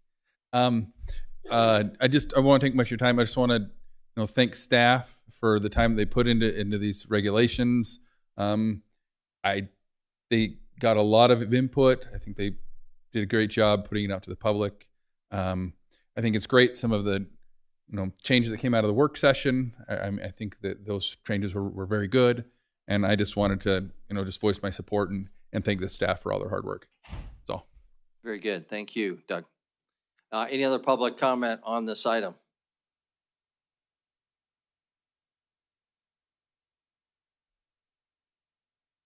Good evening, Council. Elizabeth Shoemaker, Government Affairs Officer for the Home Builders Association of Billings, located at 1645 Avenue D. Again, I just wanted to mirror what Doug said. We appreciate the communication from city and staff and some of the council members who we directly corresponded with on these new curb cut regulations and working through some of the issues that some of the builders had, and just coming to some resolution and having these work for everybody. We do support them and we thank you for that. So that's all I have to say, and have a great evening. Good, thank you. Any other public comment? This is a public hearing. Any other public comment? No one's coming forward. We'll close the public hearing then on item number 5 and come back to council. Councilmember Boyette. Thank you, Mayor. Having conducted a public hearing, considered written and spoken public testimony, I move to approve first reading ordinance amending BMCC section 6-1208 curb cuts as recommended by staff. Very good. Is there a second? Councilmember Rogers. Either of you like to speak to your motion? Nope. Okay. Any discussion on the motion? Motion is for approval. We'll proceed to a vote if there's no discussion. Seeing none, if in favor of the motion for approval, item 5 as drafted, but including the 2 changes that were specified by Mac in his presentation. I assume that was included in your motion, Councilmember Boyette, Councilmember Rogers. Okay. If in favor of the motion, please say aye. Aye. If opposed, nay. Motion passes unanimously. That concludes item number 5. Item number 6. Denise, would you read item number 6? Public hearing a resolution vacating the alley carriage lane between Lot 5 and Lot 6, Block 31 in Annafeld subdivision, 5th filing. Staff recommends approval. Very good. Debbie. Mayor and Council, this should be the fastest presentation of the night. I have 3 slides. So this is a typical vacation of a development that didn't develop yet, and they're looking at re-subdividing. So you can see the alley there that was originally subdivided, and per our Administrative Order 56, when the original subdivider vacates the property and no improvements have been made, they can vacate that property at no cost. That is the case with this one. There's been nothing done in that location. So you can see here, this is what they want to, this is a preliminary plat that they are looking at doing. It doesn't need the carriageway in there for this layout, and that is why they want to vacate that alley or that carriageway. That's it. Any questions for Debbie before we open it up for public hearing? I don't see any questions, Debbie, so we will open it for public hearing. If anyone would like to comment on item 7, please come forward. For any public testimony on item number 7, this is a public hearing. The resolution, item 6, I said 7. Item 6, vacating the alley in Annafeld subdivision. Any public comment on item 6? No one's coming forward. We'll close the public hearing. Councilmember Kennedy.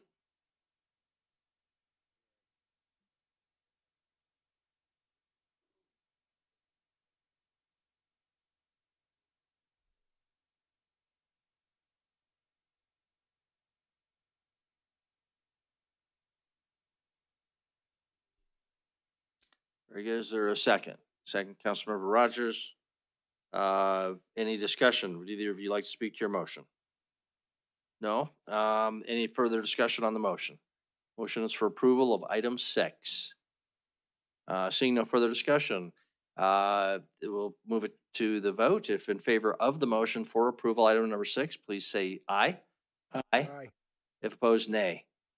Motion passes unanimously. Item number 7. Mayor, Denny, Are we gonna take a break?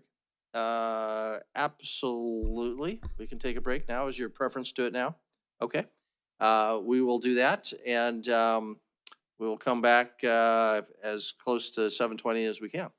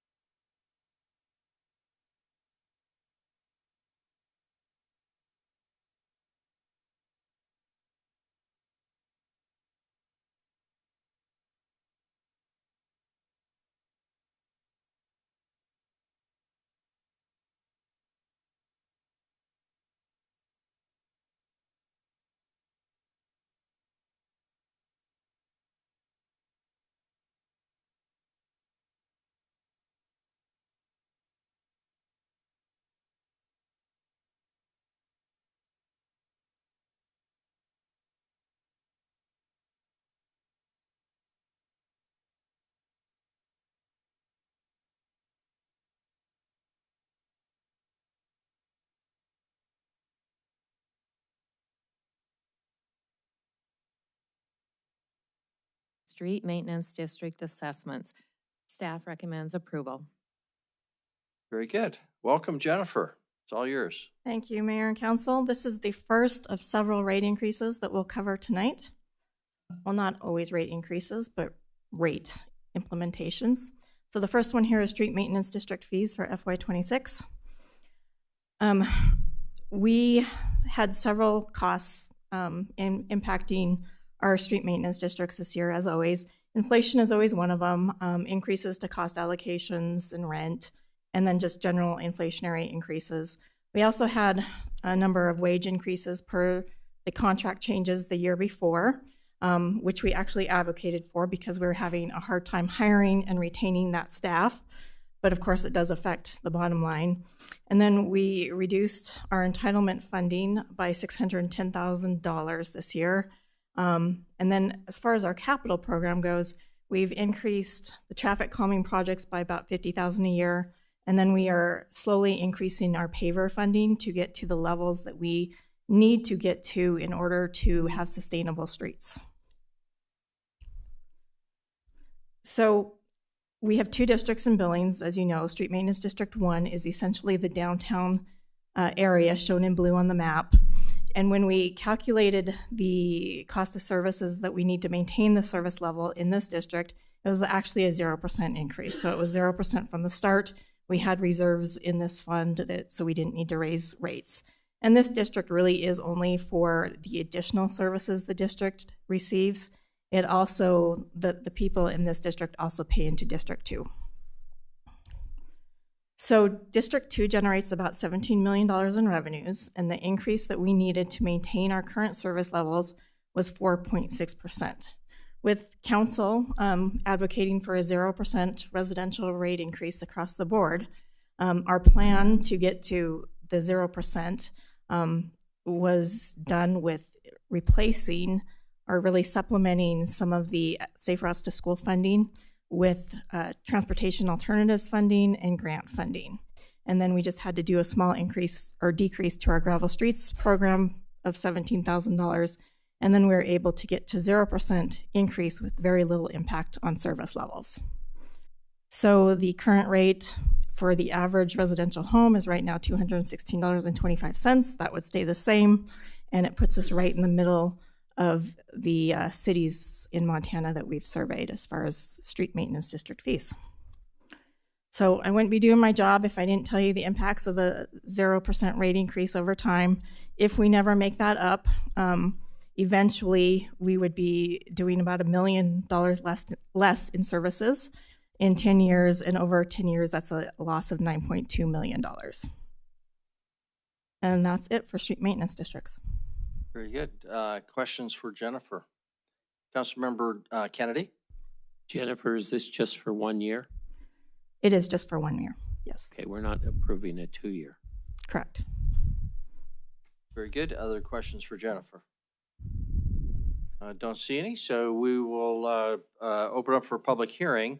This is a public hearing. Item number 7, proposed change or no change actually to street maintenance district assessments for fiscal year 2026. Is there any public comment on item number 7? This is a public hearing. Any public comment on item number 7, please come to the front. Just tell us your name and address. Keep your comments to 3 minutes. No one is coming forward. So I'll close the public hearing. No one's coming forward, so we'll close the public hearing. Move back to council. Councilmember Aspenleiter? Thank you, Mr. Mayor. Having conducted a public hearing, considered written and spoken testimony, I move to approve a resolution setting annual street maintenance district assessments for FY26 as recommended by staff. Very good. Councilmember Kennedy indicates a second. Would either of you like to speak to your motion or second? No? Then further discussion now on the motion. Motion is for approval of item 7. Councilmember Boyette. Thank you, Mayor. I just want to say one thing. This is a political decision in my mind, not an accounting or a financial decision. So I think in the long run, it's really nice to say 0, but in the long run, we're going to have to take care of it at some point. So I'll vote for this, but knowing that going forward, it's still going to cost money to run a business. And this to me is a big business. We just can't turn off the spigot and say no more funding. Very good. Councilor Bashar. I would like to echo that personally. I will vote for it, but I don't like delaying increases because when we get to next year and the following years, they're going to be looking bigger just to stay level. So it's not my favorite, but I understand the political reasons behind it. And my fingers crossed hope is that people will see some reductions in their property taxes. And then when we're back to talking next year about getting back level with an increase, it's not such a painful hit. Very good. Further discussion on the motion. Councilor Absleiter. Yeah, this will be a general comment, I think, for the next 3 or 4, right? I think we are in a situation right now, particularly coming off the last couple of years of reassessments, that we do have to be mindful. And the general public doesn't have unlimited resources. We do have to be mindful that in years of tough times for our residents, we have to make sure to protect their ability to maintain their home, live in their home, and pay their bills. That does mean sometimes we have to make hard decisions and restrain ourselves. We've got to be mindful of those circumstances for fixed income folks, for low income folks, and for property owners that are just starting out. These are decisions that I think this year and next year, as we go through this new tax structure and we are forced to live within some pretty hard realities, I think we have to be willing to have these conversations and push pause. I do understand that this does delay our ability to provide service over time, and I think it's a prudent decision for today, and that's what we're doing today.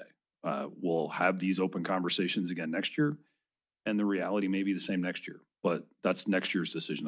I think this is a good decision. It's not just a political one. I think it's a reality decision for a lot of our residents who are struggling in this community. For us to do our job to reduce costs and live within our means to the best of our abilities is our job. That's our only job here in council. So I think this is a good decision, and I think that's going to apply to the next couple. Very good. Councilor Rupsis. Thank you, Mayor. I voted against the $0 increase on the SMDs in the Budget Committee meeting. I'm going to vote against this one again tonight. I think this is not cutting maintenance. We're just kicking the can down the road. So I understand the desire to hold the line this year. While I agreed with it on the water rates, because that specifically was a real source of angst over the last year, and I thought that that's probably worth doing. I didn't agree with it on the street maintenance side. So tonight I'm going to vote against this. I expect it to pass. That's okay. But I just wanted to say, that's why. I'm just trying to be consistent with what I recommended out of the Budget Committee meeting. Very good. Any further discussion? Councilmember Neese. Thank you, Mayor. I don't like the idea of going to zero on things. I think that, again, that causes problems down the road. Just like Councilmember Boyette said, we're running a big city here, and to cut that off and cut that maintenance, I think that's an issue. However, I will double check here with Jennifer, but I understand that really the only thing cutting is 17,000 out of gravel streets. Everything else, the staff did a great job of finding other funding sources. So we're not going to cut services other than, unfortunately, we're getting some complaints about gravel streets because it's springtime. And so I think that's one service that's going to be cut a little bit. But I will support this motion. I don't like the idea because, as Jennifer said, we're going to be looking at 7.9% next year. I don't think they can come back with us and backfill that amount of money in grants or switching things around. Hopefully they can backfill something, but I think, as Councilmember Aspenliner said, there is some nuance to what we're going through with these new taxing functions, and we need to take a look at it. So I'll support it on this particular item because the staff did a good job of making sure services were very, very limited as far as what they cut. Very good. Thank you. Other discussion on the motion? I'll just comment. I will vote for it, but just to echo what everybody else has said, we are kicking the can down the road. Once you reduce that base, even if we come up some next year, that, unless we do real catch up, will be baked in that lower base for years and years and years. And so that can have long-term consequences. The other thing I would just comment is our taxpayers are going to see significant tax relief this year because of the legislation passed in Helena. That will also have significant impacts on our budget. But if individual neighborhoods don't like their streets, you can always fix that problem by coming to the city and asking for an SID. And we can do a little targeted SID in your neighborhood if you'd want to fix your gravel streets and get them paved. We'd love to work with you to help you do that. But there's no free lunch, and those costs get distributed around your neighborhood. So any further discussion? Okay, we'll proceed to a vote. The motion is for approval of item 7. If in favor of the motion, please say aye. Aye. If opposed, nay. Voting in opposition, Councilmember Ripsis. All other council members voting in favor, the motion passes. That concludes item 7. Bring us to item number 8. Denise, would you read item number 8? Public hearing a resolution setting fiscal year 26 storm sewer system fee rates. Staff recommends approval. Jennifer. All right, this item is for the FY26 storm fees. A couple years ago, we started looking at a storm in a broader picture, really looking at what our needs were, because it's been a part of our utilities that has been neglected a little bit over time. I should say a lot over time. Ended up with about $160 million in needs. We had extensive conversations the year before with the Budget and Finance Committee, and as well as the council, several presentations. In the end, we voted to go with kind of a modified best practice approach that was proposed by the Budget and Finance Committee. So last year was year 1 of the implementation of those rates to go with the changes that we were looking for, and this year would be year 2 of those rates. So I just did a quick comparison of this year's budget to next year's budget to show you what we are doing with the increase in revenues from this program. We do have 5 personnel to increase storm maintenance in the budget, the proposed budget. Pump station improvements, we have additional contracted services for some of the deferred maintenance that we have, additional storm repair part budget, and then we're looking for a new jet truck and camera van and equipment. We do have $11.3 million of capital in the FY26 budget. Some of that will be funded with debt, and we're doing that to kind of get a jump on some of the capital needs that we have in the system to get going on some of them so that we can get some of these capital needs done before the 15 years, I think it was, that we had originally said that we would get them done. So this is the rates that we showed you last year. It was $6.68 per ERU in FY25, the current year. So FY26 rate goes up to $8.81. That is a $2.13 increase over this year. So the average residential customer will see a $2.13 increase on their utility bill, which is the only residential increase that is being proposed here tonight. And then the total storm fee revenues would increase by $2.3 million from this increase. Just a reminder of how we set the ERUs. One ERU is based off of 3,751.22 square feet. A single family residential then is 1 ERU. A duplex is charged 1.5 ERUs or 0.75 per unit. And then undeveloped or vacant property is 0.75 ERUs. And then the commercial is what we charge at the actual impervious square footage. So you take their impervious square footage and divide it by that ERU number. And that's all I have for storm.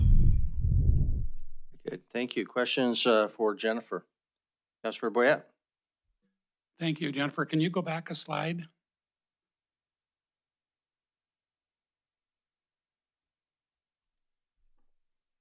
I've been to this location many, many times, and I think I've called Public Works many times. Do you have any idea if we fix this alley so that it doesn't flood the people's yard? Do you have any grasp of that?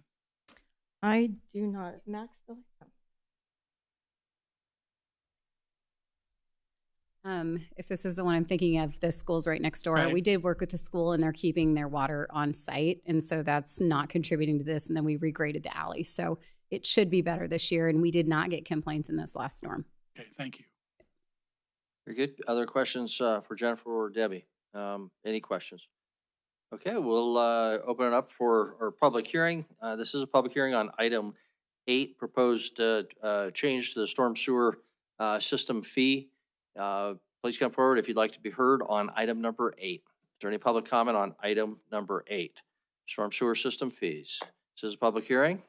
It's a public hearing. No one's coming forward. We'll close the public hearing. Council, Councilmember Aspenleiter. Having conducted a public hearing, considered written and spoken testimony, I move to approve the resolution setting FY26 storm sewer system fee rates as recommended by staff. Second by Councilmember Gulick. Discussion. Would either like to speak to your motion? Councilmember Aspenleiter? Yeah. This is the one rate increase that I supported on residential properties. And I think it's important because we are making up a ton of ground. I mean, we have never really had a stormwater system fee until last year. And this is also the one that will impact property damage caused by a lack of infrastructure in our system. We have a number of properties that get flooded because we don't have adequate storm system and stormwater capacity. This is something that will benefit folks in flooding and damage to their houses and should impact insurance rates over time. It's not going to happen tomorrow, but this is something that will help with homeowner insurance and flood claims and repairs and damages over time. And this is a necessary one. This is a system that we've been needing to build up for a long time. So that's why I support this increase. And I think we need to hold the line and continue down this path with the stormwater system. Very good. Councilmember Gulick? Riffing off of Councilmember Aspenleiter, I think in addition to public investments that help save potential private property damage, it also, I think, safeguards taxpayers because if we have culverts and other existing deferred or things that collapse, then we're going to actually be paying a lot more. And so this is actually an excellent investment. So I'm very supportive of this program. Very good. Any other discussion on the motion? Okay, we'll proceed to a vote. The motion is for approval of item 8, consistent with your staff report. If in favor of the motion, please say aye. Aye. If opposed, say nay. Nay. Voting in opposition, Council Members Neese and Councilmember Kennedy. All other council members voting in favor, I believe. So the motion passes 9-2. That concludes item 8. Denise, would you read item number 9? Public hearing and resolution adopting fiscal year 26 solid waste collection, disposal, and landfill fees. Staff recommends approval.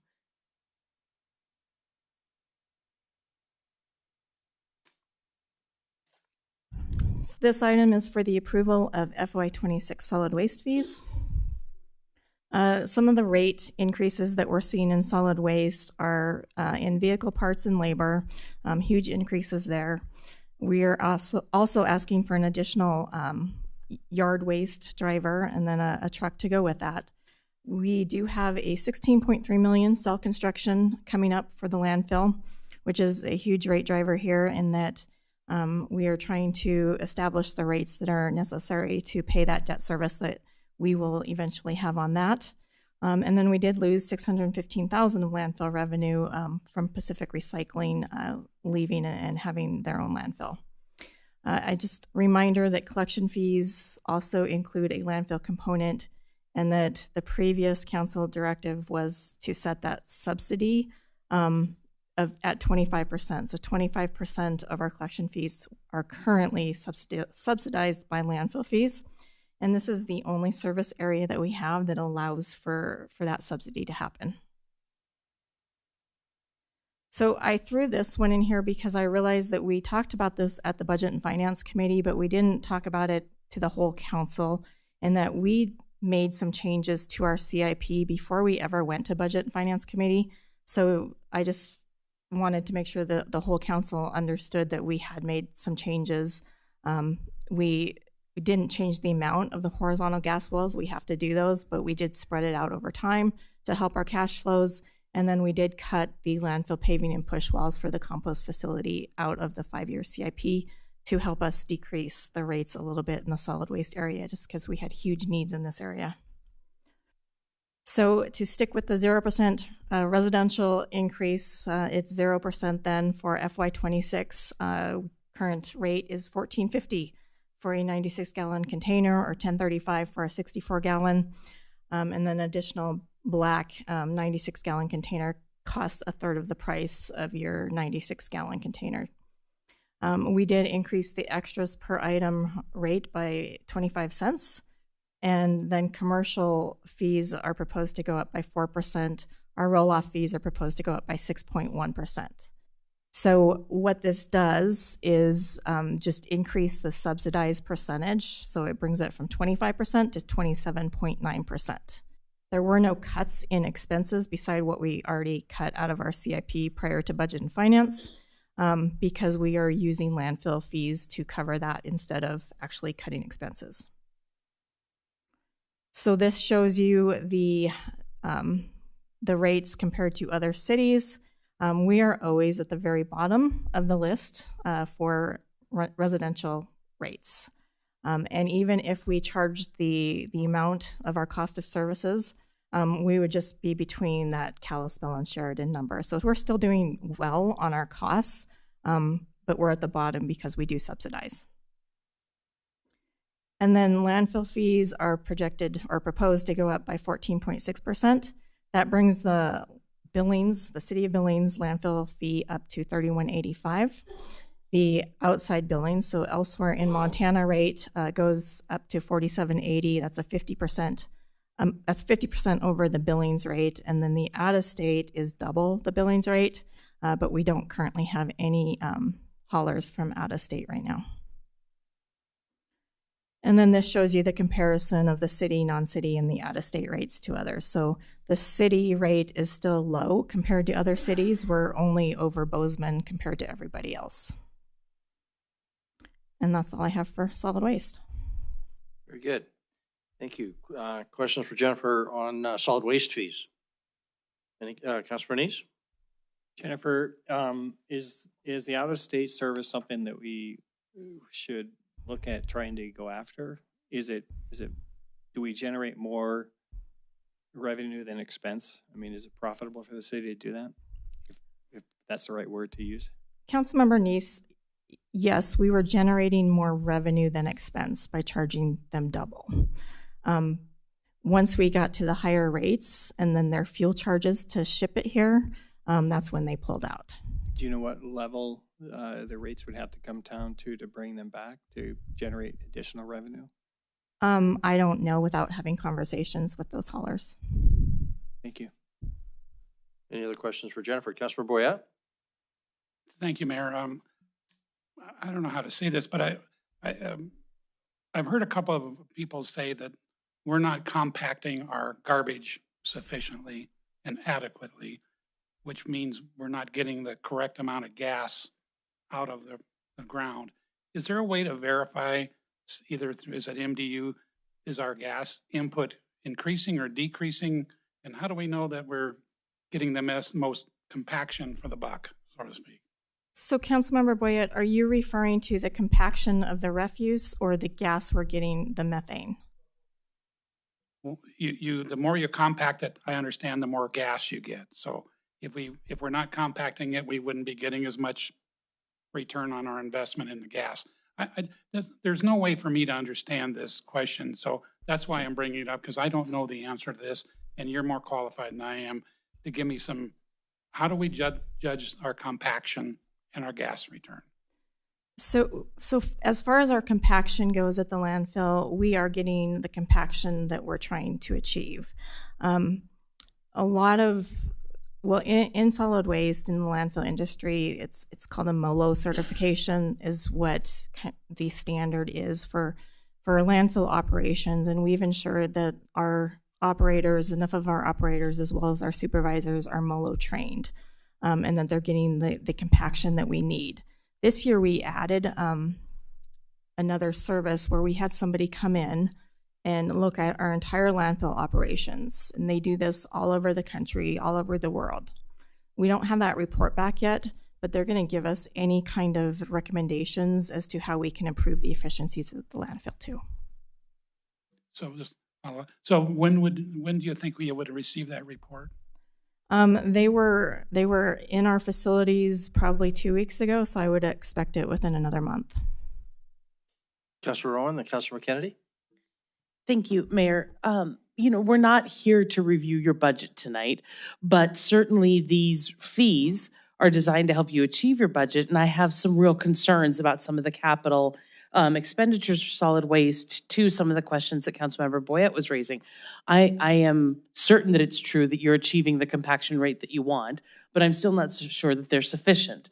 I'm concerned that the leachate pond is being driven in part by poor compaction, that we are pooling more water and needing to pond more things. I am concerned we don't have people who are HHW certified to operate in a facility.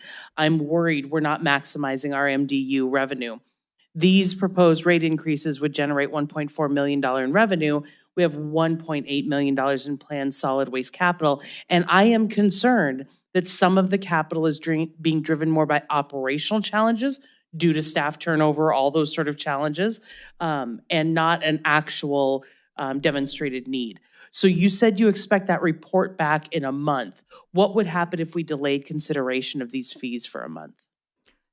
Councilmember Owen, it would just delay the revenue collection in FY26, so we would collect less revenues in FY26. So if we passed it by the end of June, you couldn't begin collecting it July? We could. If it was passed by the end of June, definitely. Okay, so in a month, we would still be in June, right? Okay. Right. So that's one question. The next question, I'm concerned that we still have inconsistent enforcement of rates. How are we improving there? Are you at the landfill? Excuse me. Yeah. As far as the city county, is that what you're referring to? So we are implementing. We worked with GIS to come up with a new app, and they designed it. It works with our GIS system, and what it does is it scans driver's license. We're making signs. We're going to have people show their driver's license. It scans it, and it will come up and say city county. It will turn it red or green for them, and we are implementing that. They know it's coming. That will be implemented July 1. Okay, but so we haven't made improvements then this year? We have, when I've been officing out at the landfill lately, so when I've stopped into the scale house, they're very good about asking when I'm in there. Sure. And I haven't heard complaints that they're not asking. I'm sure there's still those times, but we are doing what we can there for enforcement. Okay, Mayor, just one last follow-up. I just want to be clear. So you're now supervising the landfill? No. Okay. I am out there just looking at operations, working on some personnel stuff. We do have a landfill supervisor out there. I'm going to be real clear. I'm very concerned about operations at the landfill. I'd be happy to be proven wrong, but right now I have really serious concerns. I'm going to vote against this tonight just to reiterate those concerns. Certainly if other council members want to delay until we see that report, I'd support that. But I am seriously concerned about some of the things that I'm hearing coming out of the landfill. They may be rumors. I'll invite you to prove me that they're wrong as you get those reports, as we dive more into your budget. But as today, I am more concerned than I was than when we were dealing with this in Budget and Finance Committee. So I'm going to be a no tonight, but it is for the purpose of really expressing my strong concerns about oversight at the landfill. Thank you, Mayor. Thank you. Councilor Kenny? Jennifer, I have some concerns. The biggest concern is compaction. The one thing that I've heard from other folks is we should have had 8 to 10 more years on the cell that we're working on, and now we're looking to, over the next 2 years, open another cell to be able to put more garbage in. I have some concerns on that. I have some concerns on the building has had fires in it where the trucks, the city landfill, or not the landfill trucks, but the garbage trucks are dumping inside the building there instead of going up on the hill, which is what we've always done. And I've got many, many calls and pictures of people waiting weekends and all of that, trying to get up. I'm just very concerned with the supervision and the management at the landfill.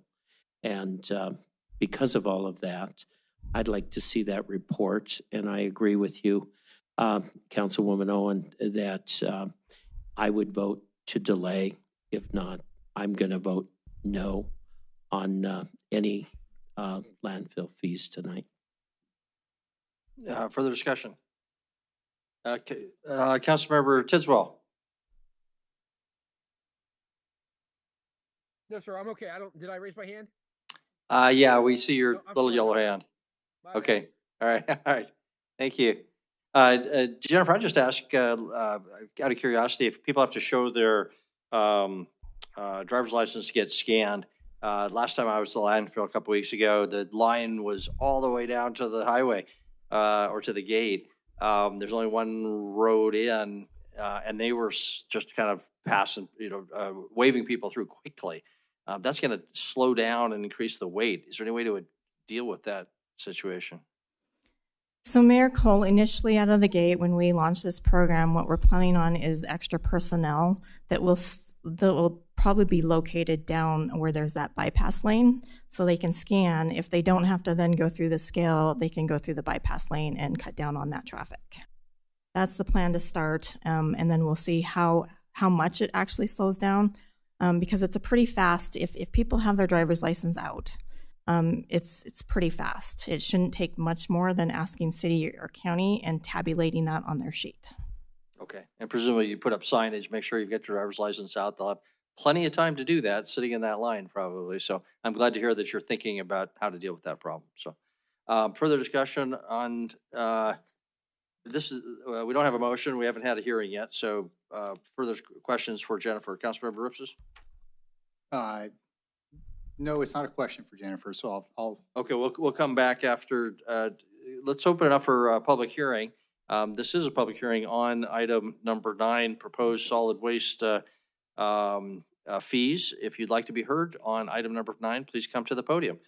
I just ask you to keep your comments to 3 minutes. Any public comment on item number 9? This is a public hearing.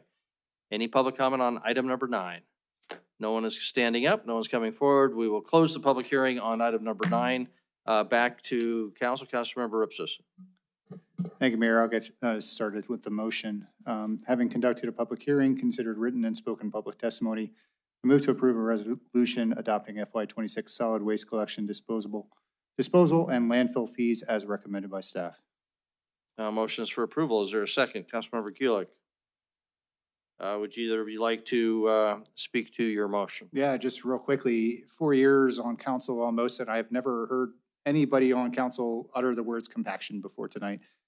Certainly not when we voted unanimously out of the budget committee meeting to recommend these fees. So I'm not really sure where all this is coming from tonight, but I hope this motion passes and we can move on to the next item. Very good. Councilmember Gillick, did you want to address your motion? Okay.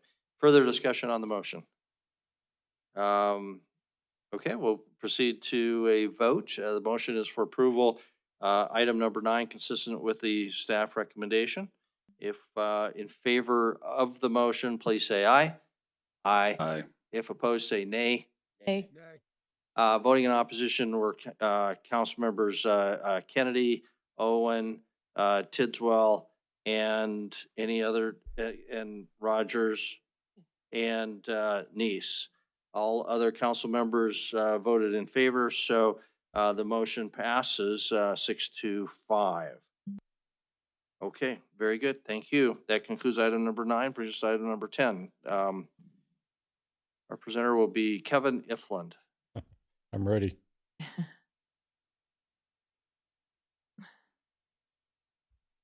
Mayor, would you like me to read it? Oh, I apologize. Yes, Would you please like read me to item read it? number Okay. 10. Public hearing and resolution adopting FY26 and FY27 water and wastewater rates and fees. Staff recommends approval.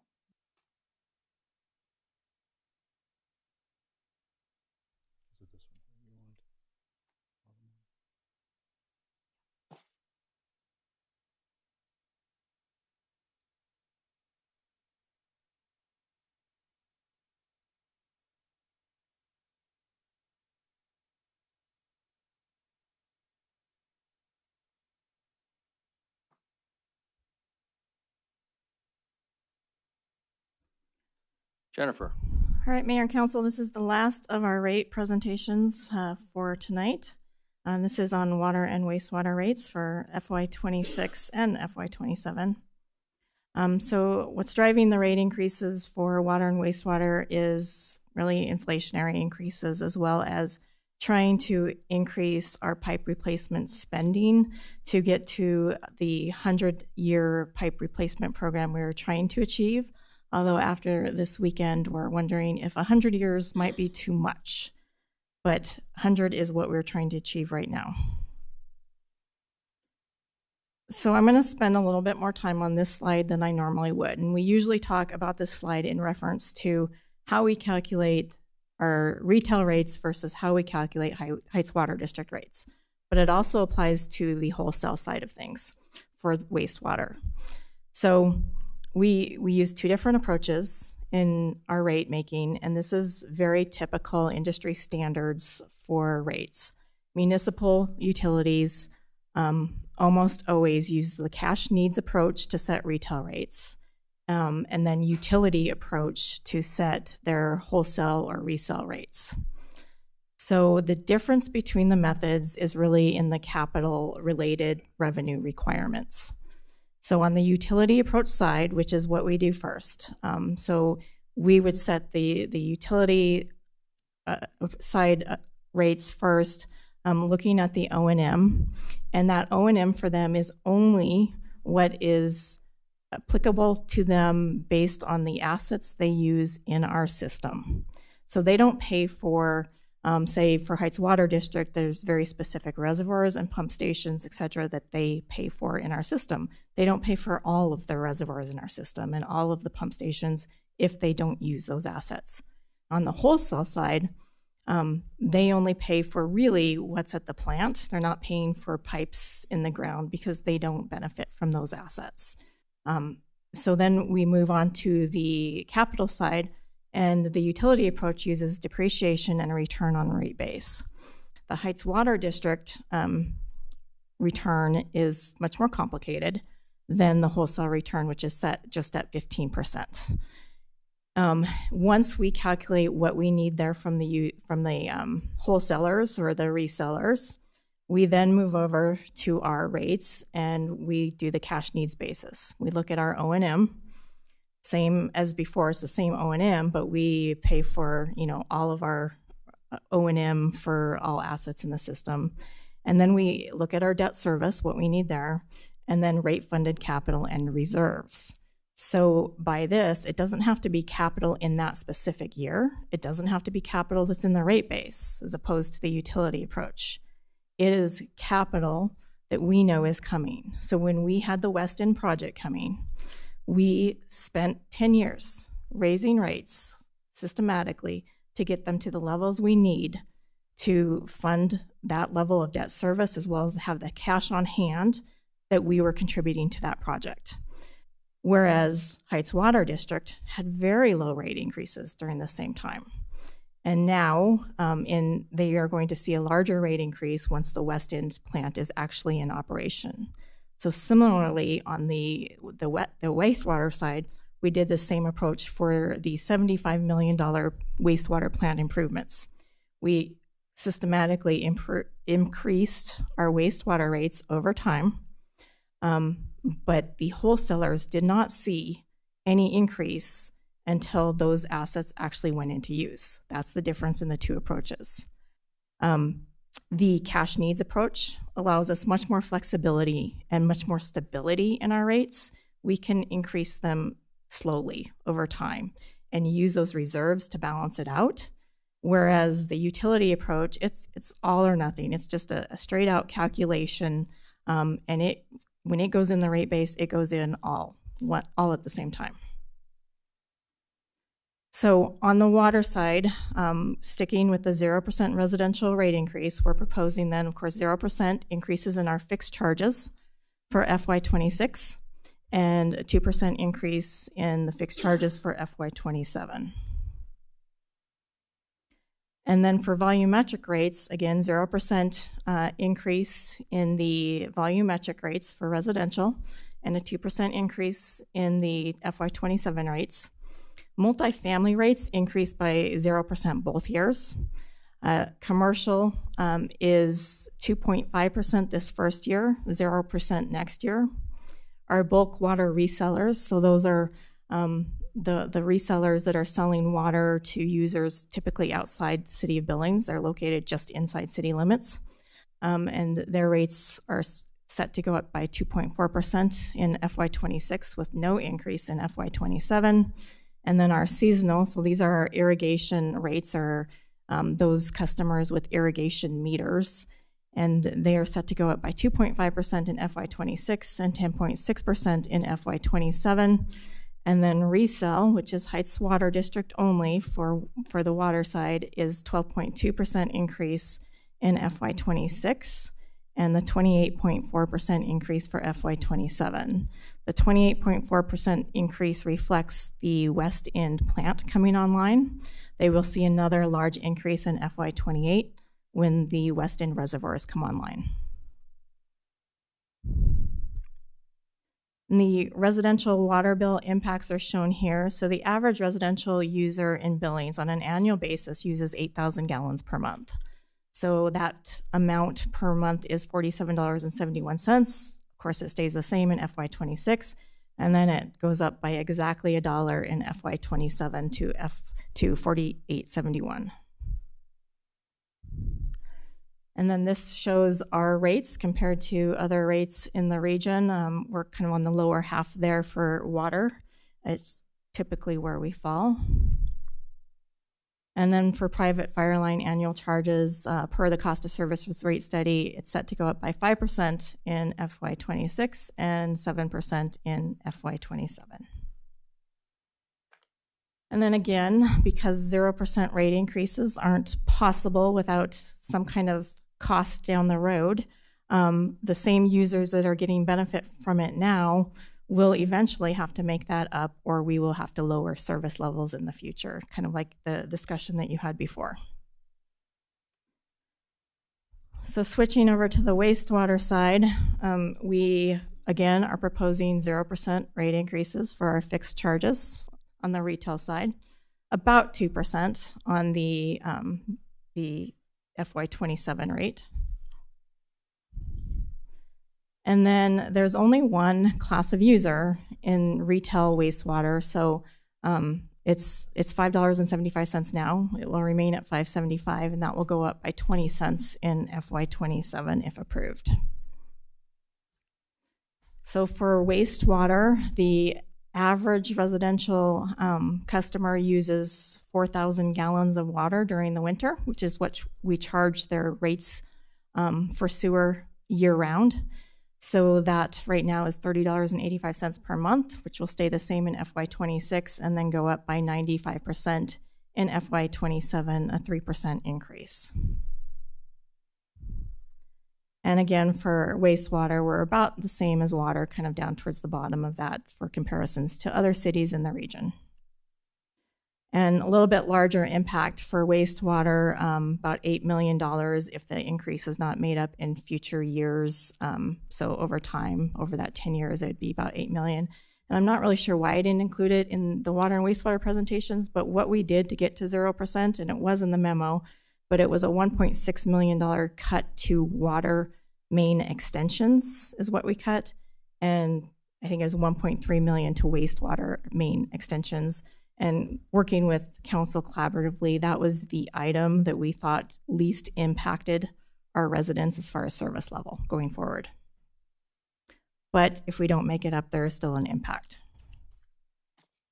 So system development fees, we we briefly went over these before in the last meeting, revised it slightly. There was a legislative change that took the ability to charge an administrative fee out of here.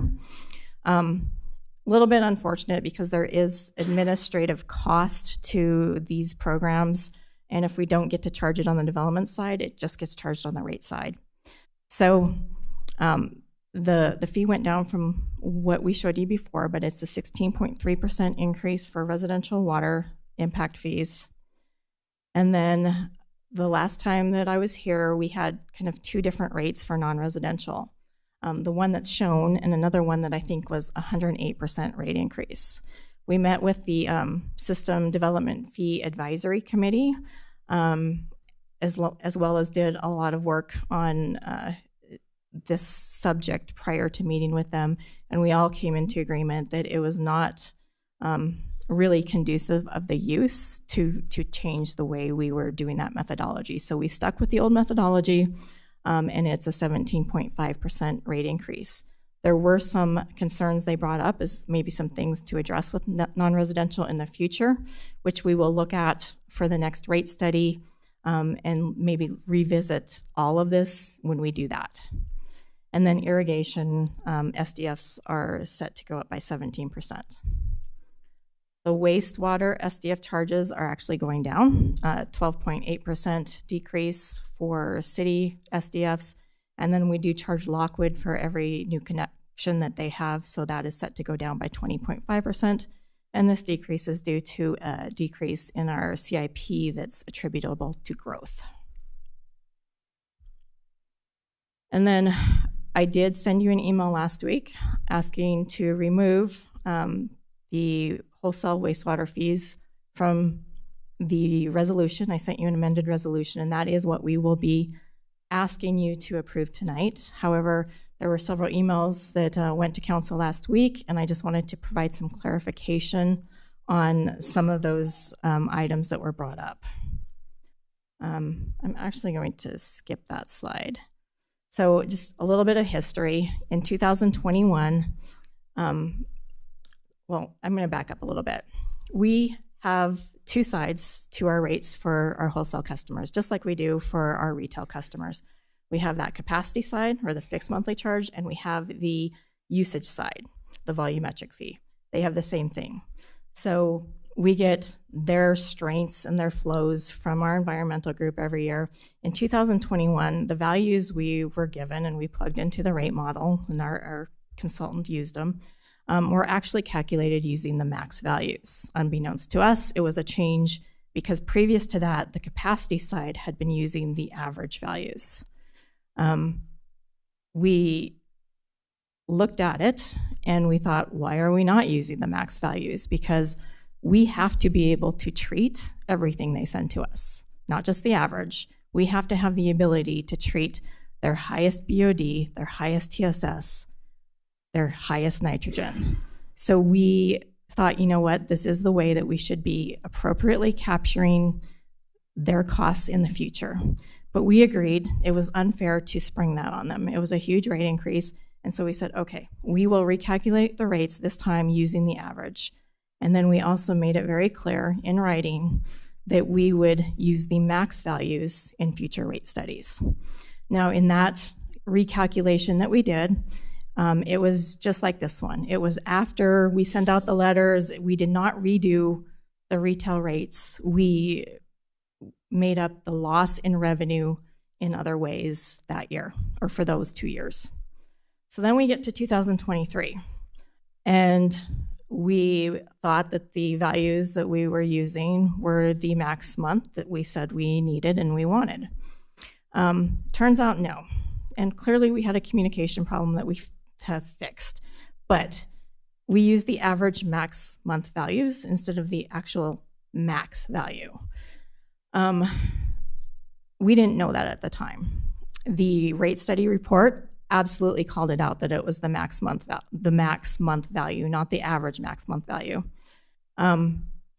We did, P66 said, you know what, it's not fair that you're using these averages for us because we had a turnaround event.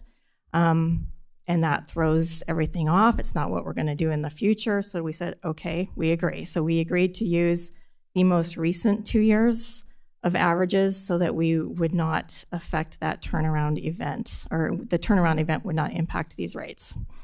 Again, we recalculated the rates kind of after the fact. We didn't recalculate the retail rates at that point because we just made them up in other ways again. So we get to 2025. We calculated it this time, got the correct values using max values. We did have an earlier meeting with Par Montana, and they said their outliers should not be used, that it's not fair representation, that's not what they're going to be sending. We looked at those, and there was one outlier that we agreed with. They had a TSS that was way off the charts. And we said, okay, this time we will not use that outlier. And going forward, we will have a policy which, instead of throwing out a number based on somebody saying it shouldn't be used, we're going to have a policy in place saying if you have some percentage that's different than the average, you got to retest that day. We can't just be throwing these out and hoping for the best going forward. That one change, throwing out that one outlier for TSS, lowered Par Montana's projected revenues to us by about $202,000 for FY26, and we already agreed to that change. This slide just shows that rate history over time. You see that FY19 number, that is when Exxon, now Par Montana, came online. P66 went up by 27%. That's because the $75 million project went into the rate base that year. You skip down to FY24. That is when we changed from the capacity side from using the average parameters to using the monthly max average parameters. And then in FY26, that jump would be if we use the max values as we have proposed.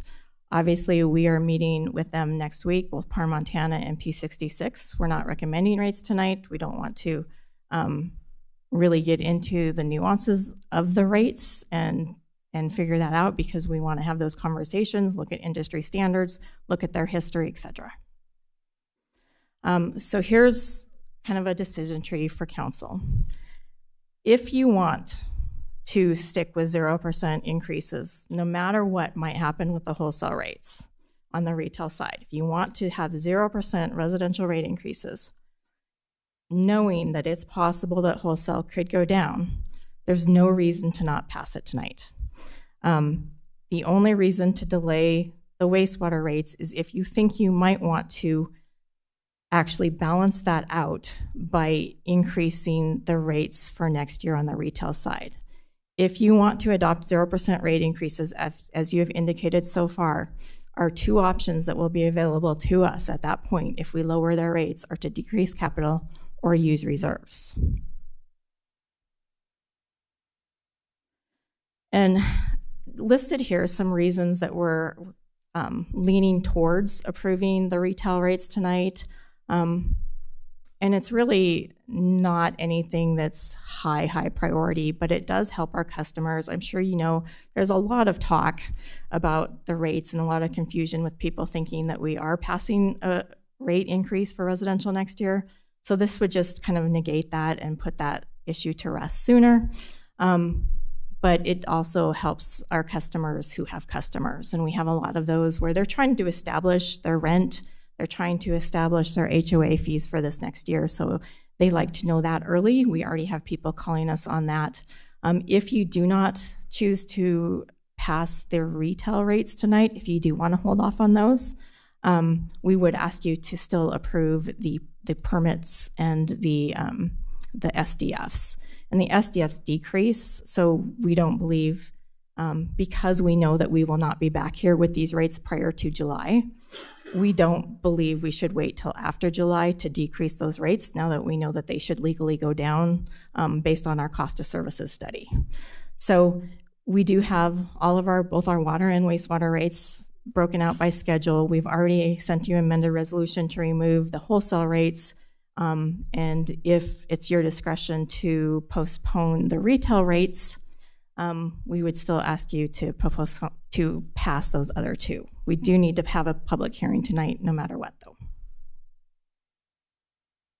And that was it for the wastewater side. Okay, thank you, Jennifer. I'm sure we'll have plenty of questions for you. This is a public hearing, so after we've had a chance for questions, we'll hear from the public. I see we've got representatives from PAR and also Phillips 66. We want to make sure that they have opportunity to address this as well. So initial questions now for Jennifer. Really? Okay. Councilmember Dees? Yeah, just a quick question. Jennifer, do you do this study only every other year, correct? Correct. And is that study's good for 2 years? Is that, I mean, there's no change that we typically, when you approve these, we approve these 2 years of rates, have we always stuck to that, the 2 years, or do you come back the next year and we are actually adjusting those rates? So you anticipate a year from now, we're going to be approving 2%, or would that adjust? Councilmember Neese, years ago, they used to approve 5-year rate increases. And it turns out that for 5 years, you can't project that out. So they were constantly coming back. Since we've been approving 2 years, I don't believe we've ever been back to ask you to change it, but council could ask us to come back and change the second year, or we could ask to bring it back if we had some different needs that came up in the system. Okay, so just to clarify, the last time we approved the rates was 2 years ago. Right. And then the wholesale rates, if there's no agreement, is there a option for the city, and how much time would it be to say, okay, sorry, wholesale customer, we're no longer doing wholesale with you? What's the process if it were to come to that? I believe, and I don't have their agreements on hand, but I believe we have to give Phillips 66 a 2-year notice to terminate. I'm thinking Par Montana might be longer than that, but I'm not sure. It's at least 2 years. Okay, and then the loss to the city, of course, would be the revenue. The additional 15% would get to them, which probably helps offset some of the residential rates. Is that correct, or where's that extra 15% go? Councilmember Neese, it does. So we don't make a profit, right? We don't ever make a profit in a municipal utility. But there's certain overhead that we have that's fixed that they help pay for. So yes, they are helping in that way. If we didn't have any wholesale users, our rates for our existing customers would be higher. That being said, we may not have needed to expand the plant as much as we did either. Okay, good. Okay, thank you. And then on the bulk water reseller rates, 2.4% this year, 0% in 2 years. I know that was a rate study, but and they don't have the chart up here, but the bulk water users use higher than people with tier 2 rates, and I think they're charged less. And I know that's always been a contention of mine, and why people who are using lots of water are being charged less than people in the different tiers. If you can find that slide again, it just seems to me that maybe the methodology and how they're coming up with that's just, it doesn't compute to me. But maybe, of course, I'm not the guy who does a rate study either. So Councilmember Neese, I'm not exactly sure the reason, and I'm not sure why it's not showing me the slides, but I'm not exactly sure of the reasons, but there's a lot of things that go into those as far as the peaking factors and what's coming online. You'll see the multifamily too was set at 0% for both years, and non-residential needed the increase in the first year, but not the second year as well.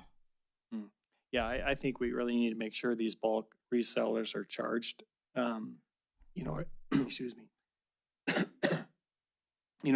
pretty good rate on this, because it's really, it's taken away from the use of the city.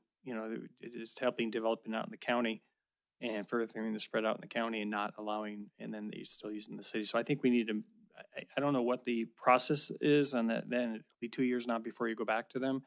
But if you could somehow figure out some way to see what the actual cost is on these bulk water users. I know in the past we've actually increased them more than what the rate study said. And if that's something we can do, you know, I think we should. And the last question I had is on WQAs. Nothing in the rate study talks about WQAs in here. Is that correct? I believe that's correct. Okay, so the WQA is just an internal policy with the wastewater department. Right. Of course, the rate study uses the billed usage as parameters. So they use the fact that we charge a WQA to certain properties. Okay, thank you. Jennifer, just let me ask you again exactly what your recommendation is this evening. The staff report, the written report, as it impacts PAR and Phillips 66, the written schedule attached to the resolution has special rates, Schedule 1C for Phillips 66 and Schedule 1D for PAR Montana. It's my understanding that you're suggesting orally that those be removed from any approval tonight. Is that correct? So Mayor Cole, my overall recommendation would be to approve the amended rate resolution I sent you last week, which had everything except for the wholesale rates in it. If council does desire to hold off on the retail wastewater rates, I would still ask that you adopt the other schedules for wastewater. Okay, so A, adopt as drafted, which would include those rates for Phillips 66 and PAR, or alternatively, adopt everything else but remove Schedule 1C and 1D. Correct. Those are the two Yep. recommended options, or in that order of preference, I guess. Right. And then I saw Councilmember Owen had her hand up. I'll turn it to her. But can you just help us understand, or at least me understand? I'm looking at Schedules 1C, 1D, and they suggest a relatively modest change in those schedules for the fixed monthly fee, even the volumetric fee, although I haven't looked at it. There's no percentage change identified in the rate, but the correspondence that we've received suggests, very large, even 3-figure in percentage terms. Do those numbers equate to that kind of large percentage? Because just eyeballing, they don't seem to make up that kind of a difference. Mayor Cole, you're talking about the wholesale? Yeah, Schedule 1C and Schedule 1D. So, I'm sorry, can you repeat your question? Do you have Schedule 1C and 1D in the resolution that you could look at? I'm just looking at those numbers. For example, the volume charge goes from 0.933 to 0.962. And the fixed monthly fee is only a couple $1,000 increase. I think so too.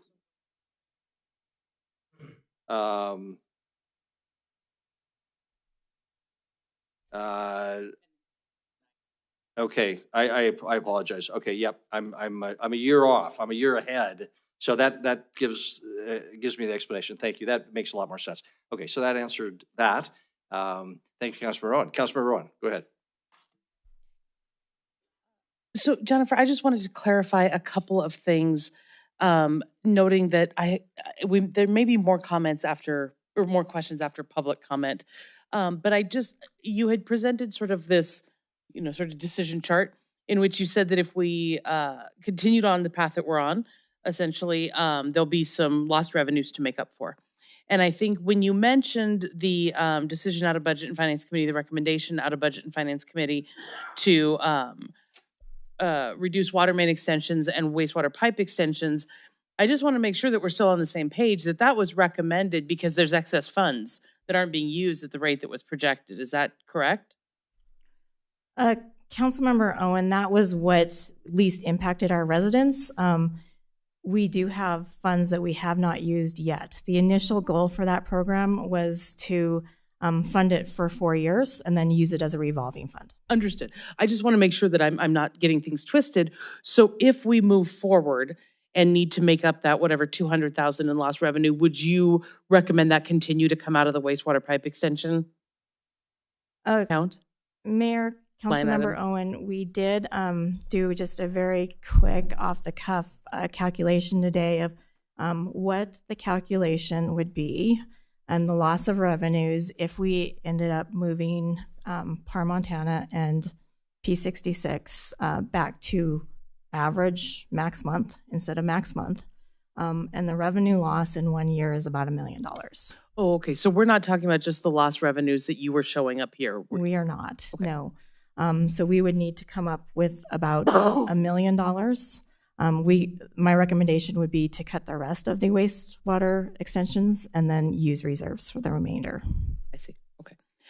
Then I want to just change topics kind of quickly.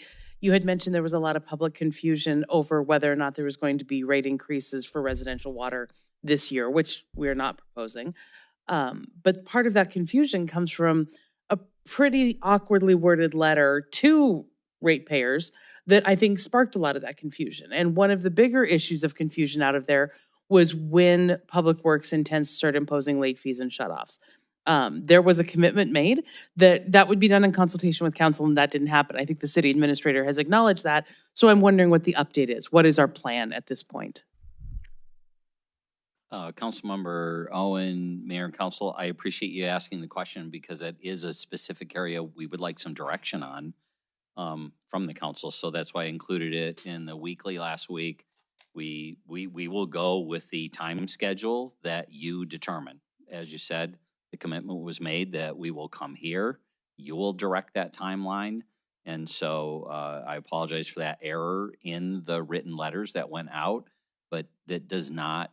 Nothing in that letter mandates that we start it effective July 1. So it will start where you collectively direct late fees and turnoffs to begin.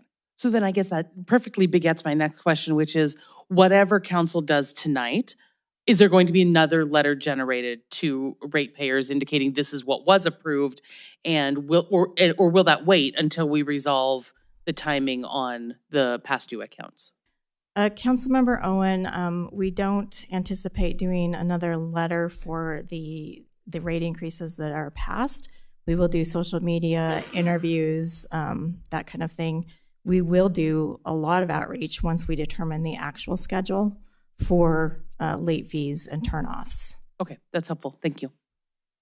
Very good. Other questions for Jennifer, Councilmember Nace? Just a clarification, Jennifer, I'm sorry, earlier I spoke about 15% surcharge to help offset residentials, but I see in the rate it says 6%. So is it 6% or 15%? So it's a 15% rate of return and a 6% surcharge. Okay, it's both. So yes, 21% total. Okay, great, thank you. Councilmember Gulick?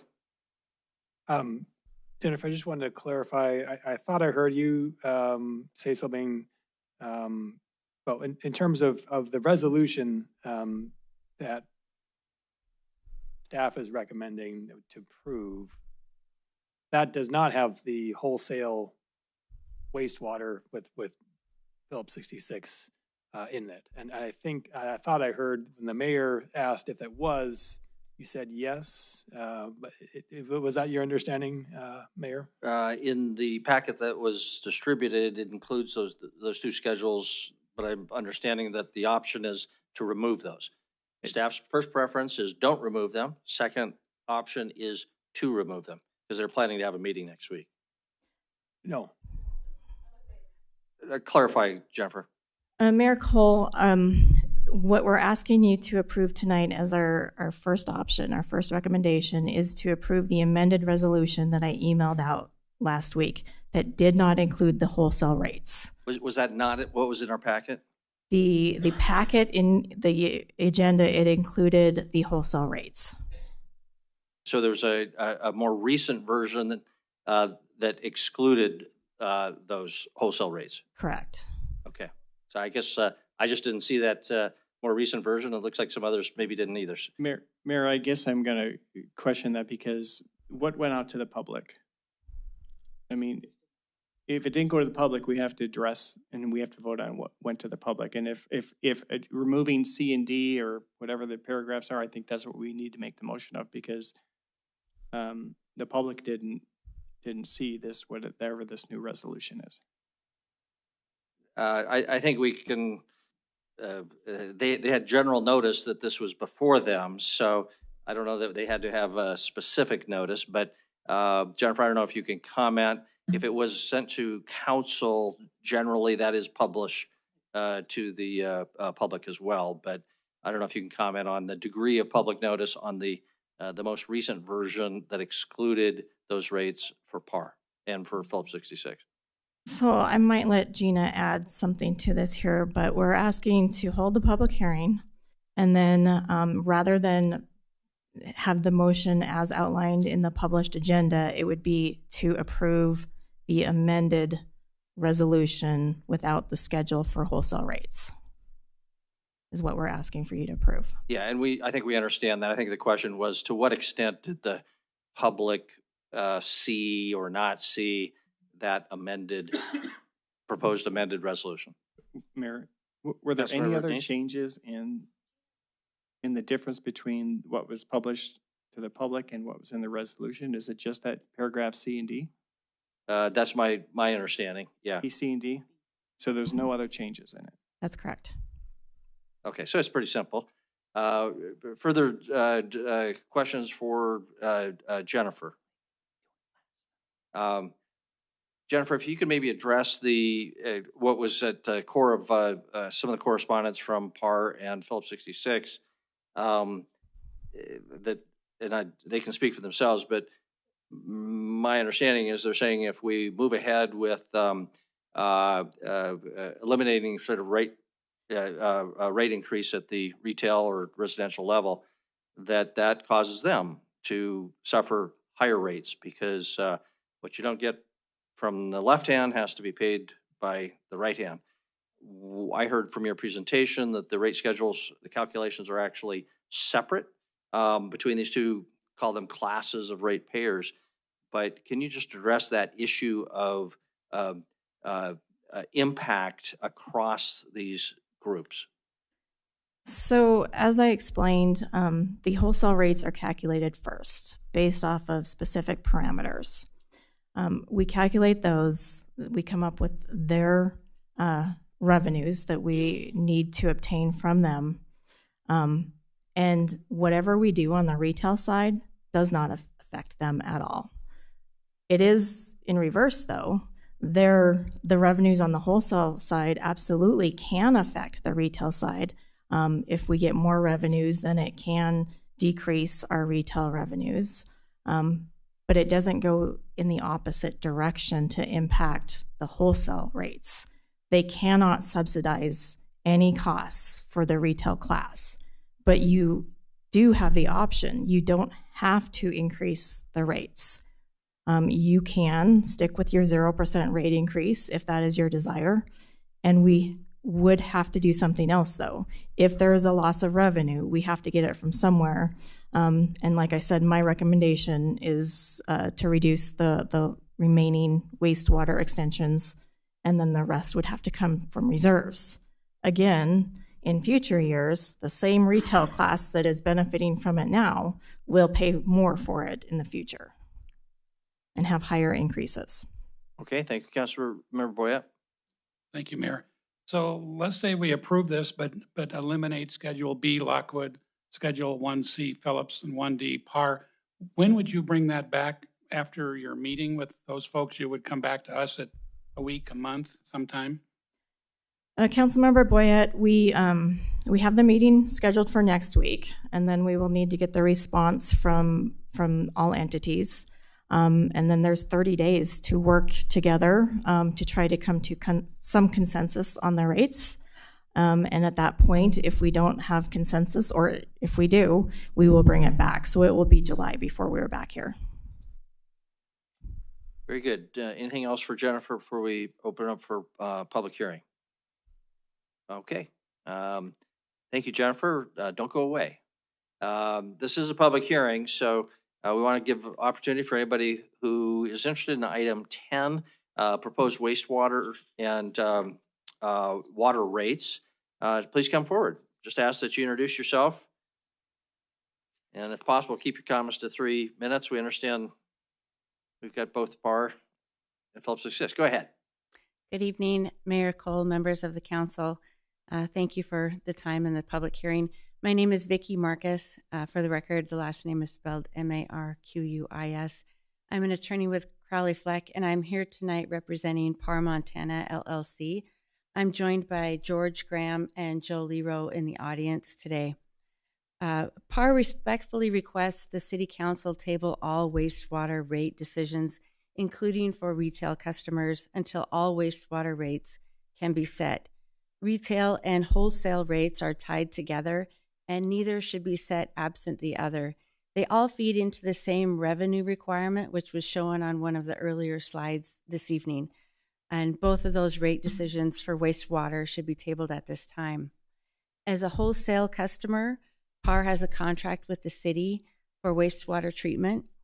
PAR's wastewater is only about 6.6% of the total flow that is processed.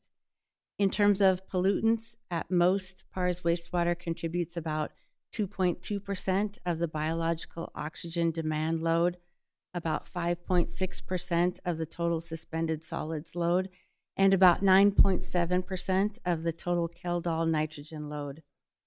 Now, in contrast to those small numbers, the proposal tonight was to increase PAR's rates, including a 90% increase in the fixed monthly rate for fiscal year 26, which almost doubles the monthly rate from just over $31,000 per month to nearly $60,000 per month. The proposal also included a 35% increase in the variable rate for fiscal year 26, which is the highest that rate has ever been increased for PAR. Now those two rate increases pencil out to an overall increase of over $500,000 just in 2026 alone. So this is a big deal. And I want to note that the letter that came late last week from PAR had a little bit different numbers in terms of the percentage of increase. And that was because, as Mr. Ray explained, there was an outlier in the TSS data that was taken out and the rates were recalculated.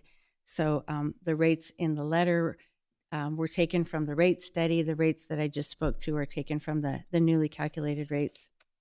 Still big increases of 90% on the fixed rate and 35% on the variable rate. The reason for the increase is that for the first time, the wholesale rate will be based on the highest pollutant load recorded, while every other customer class remains subject to rates based on average levels as they have been in the past. This skews the calculations. It's neither just nor reasonable, and it leads to a disproportionate allocation of charges among customer classes. Vicki, why don't you go ahead and finish up? I just have a few more seconds. Thank you very much. PAR's contract specifically allows PAR to formally respond to the wholesale rate study and then enter into a 30-day period of non-binding mediation. That process has not yet been completed, and it will not finish until maybe July at the earliest. We do appreciate the time and the effort of city staff working with us. I believe we have an information request in for some of the background data and calculations, and PAR looks forward to the June 3rd meeting. But we do respectfully request that the City Council at this meeting table all wastewater rate decisions until the contractual process can be completed to ensure that the rates are reasonable and just, and that the allocation among all of the customer classes is truly proportional to each class's use of the system. If other sources of income or cutting of expenses is done to make up some of the rate increases, that is a different decision for the council. But I think all of the customers deserve to see rate studies that reflect truly proportional rates for each customer class. Thank you. Very good. Thank you. Scott.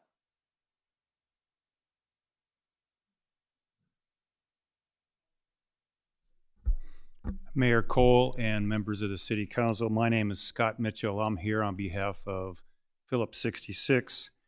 With me in the audience is the HSE manager, Joe Gustafson, and Ashley Thorson, who is the environmental team lead. My comments are going to echo, but hopefully not repeat, what Ms. Marcus covered. We're here tonight with a very narrow request, and that is we are asking the commission to defer any decision on retail and wholesale wastewater rates until a later date. The suggestion by staff was to go ahead and act on the retail rates and take up the wholesale rates later. The Phillips 66 has presented a letter to you folks. Hopefully you've had a chance to look at it. It lays out the position in detail. If you haven't had a chance to look at it in detail, I think after the discussion tonight, and if you do vote to defer, it'll make even more sense. The numbers matter. Ms. Marcus talked about the PAR numbers, that those are both driven by, in the contract that both companies have. What rates are ultimately arrived at are driven by volume and pollutants. And for PAR, or excuse me, for P66, they are only 3.3% of the total volume that runs through the plant. On pollutants, it's 8.8% for BOD, 6.9% for total suspended solids, and 5.9% on the nitrogen side. Those things are technical standards, but they're very relevant when we get to the contract and look for a reasonable and fair allocation of the rates. The contract has a dispute resolution mechanism in that, and that really hasn't been triggered yet, and maybe it won't be, but it hasn't been triggered, and that has something that has to a process to be followed, and for the commission to go forward and decide residential rates or retail rates without taking into account the wholesale rates would just hamstring you for your future decision making. Having both of those on the table to come back at a future date and address those, we think makes the most sense. It gives the parties the opportunity during the meeting next week, and then when or if the dispute resolution mechanism is triggered, to deal with those then. The rates that were proposed are dramatic for P66 also. In the rates that went up in 2023 that we are paying now were 141% from the prior year. And if the rates that were published that aren't before the commission tonight, but that's where our starting point in our discussions, would be another 151% in the variable rates, and another 19%, on the fixed rates, and then another 19% on the variable rates. There's plenty to discuss here, and we respectfully ask the commission to defer its decisions on the wholesale rates to a future date. Very good. Thank you. Thank you. This is a public hearing, so please come forward. My name is Bo Anderson, Mr. Mayor, council members. I'm general manager of Heights Water, a wonderful little company and district. Yes. Can you hear me now? Yes. Much better. My name is Bo Anderson, general manager of Heights Water, a wonderful little area. And my problem is your new proposed water rates. And it starts with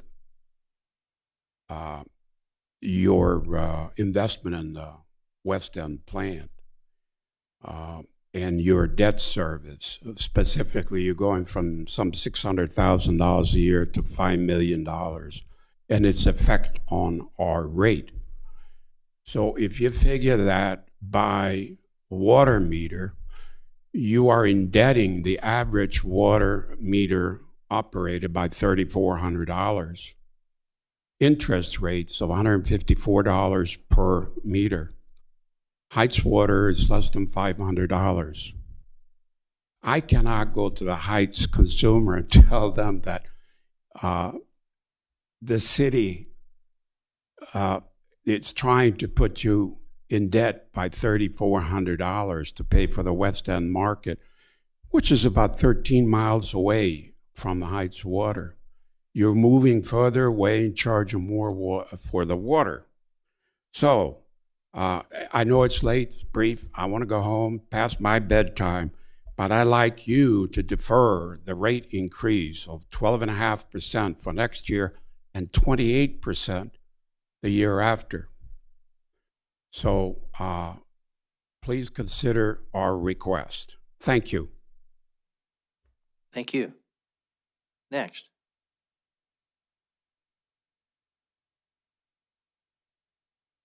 Yes, I'm Brian Goldsberry. Thank you, Mr. Mayor and City Council members. I speak from the position of a homeowner. And I think that before we ask anybody to have an increase in the residential rates for the water or the wastewater, I think we ought to make sure that the billing process, the new software that the City of Billings Public Works has actually implemented last June or July, is working correctly. And the reason I say that is because I've been on budget billing for about the last 4 years.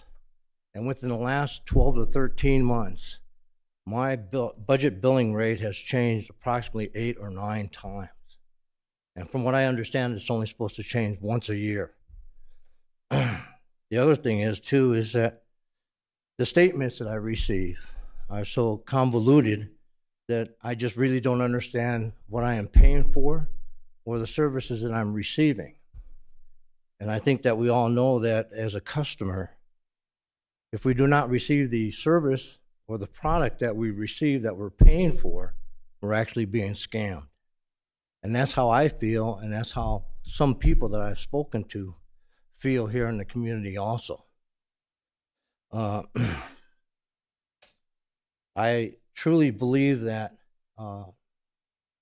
fixing the problem with the software would probably eliminate a lot of questions that some of the residents have, and would probably actually show the residents here in Billings that the city council actually cares about them, instead of somebody, caring about big businesses and that. So what I like to say is thank you for your time in that, and I truly believe that we need to get the software up and running first before we ask for any increase in the rates of the water and wastewater.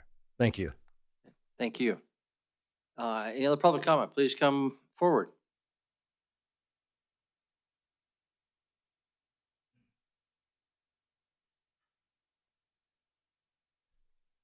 Mike Aristia, manager, Lockwood Water and Sewer District. I know a couple of the council. I appreciate you. I appreciate the opportunity to come before you tonight. And I just want to reiterate. I know a couple of the council members in here have brought up that it's been Phillips 66 and Par Montana, but there is a third wholesale customer, which is Lockwood Water and Sewer District. So for those of you that clarified that, I appreciate that. We too are part of the wholesale group, and we are experiencing, based on the rate study, about a 34% increase on our variable and a 14% increase on our fixed charge for the year one, and then 3% for the subsequent year. So it is a significant impact, especially to a small community like Lockwood, with, at this current point in time, not a lot of connected customers in to pay those bills for that. So I have submitted a request. I've been in contact with Jennifer, have submitted a request, or let her know that there's a request coming for some additional information. She's been more than gracious enough to say that, when we're ready to meet, that we could meet and go over and answer any questions that we may have. So I appreciate the opportunity, and most of all, just wanted to reiterate that, Lockwood is a wholesale customer and are affected by this rate. And I appreciate the opportunity that if you do postpone approving this rate schedule for the wholesale customers, it gives us additional time to work with Jennifer here at the city to kind of go over and answer any questions we may have. So thank you. Very good. Thank you. This is a public hearing. Is there additional public comment on item number 10? If so, please come to the podium. Any additional comment before we close the public hearing? No one is coming forward, no one's standing up, so we will close the public hearing on this item. Come back to council. Council member Boyette, look down here. Jennifer, I guess one more question. Don't run away.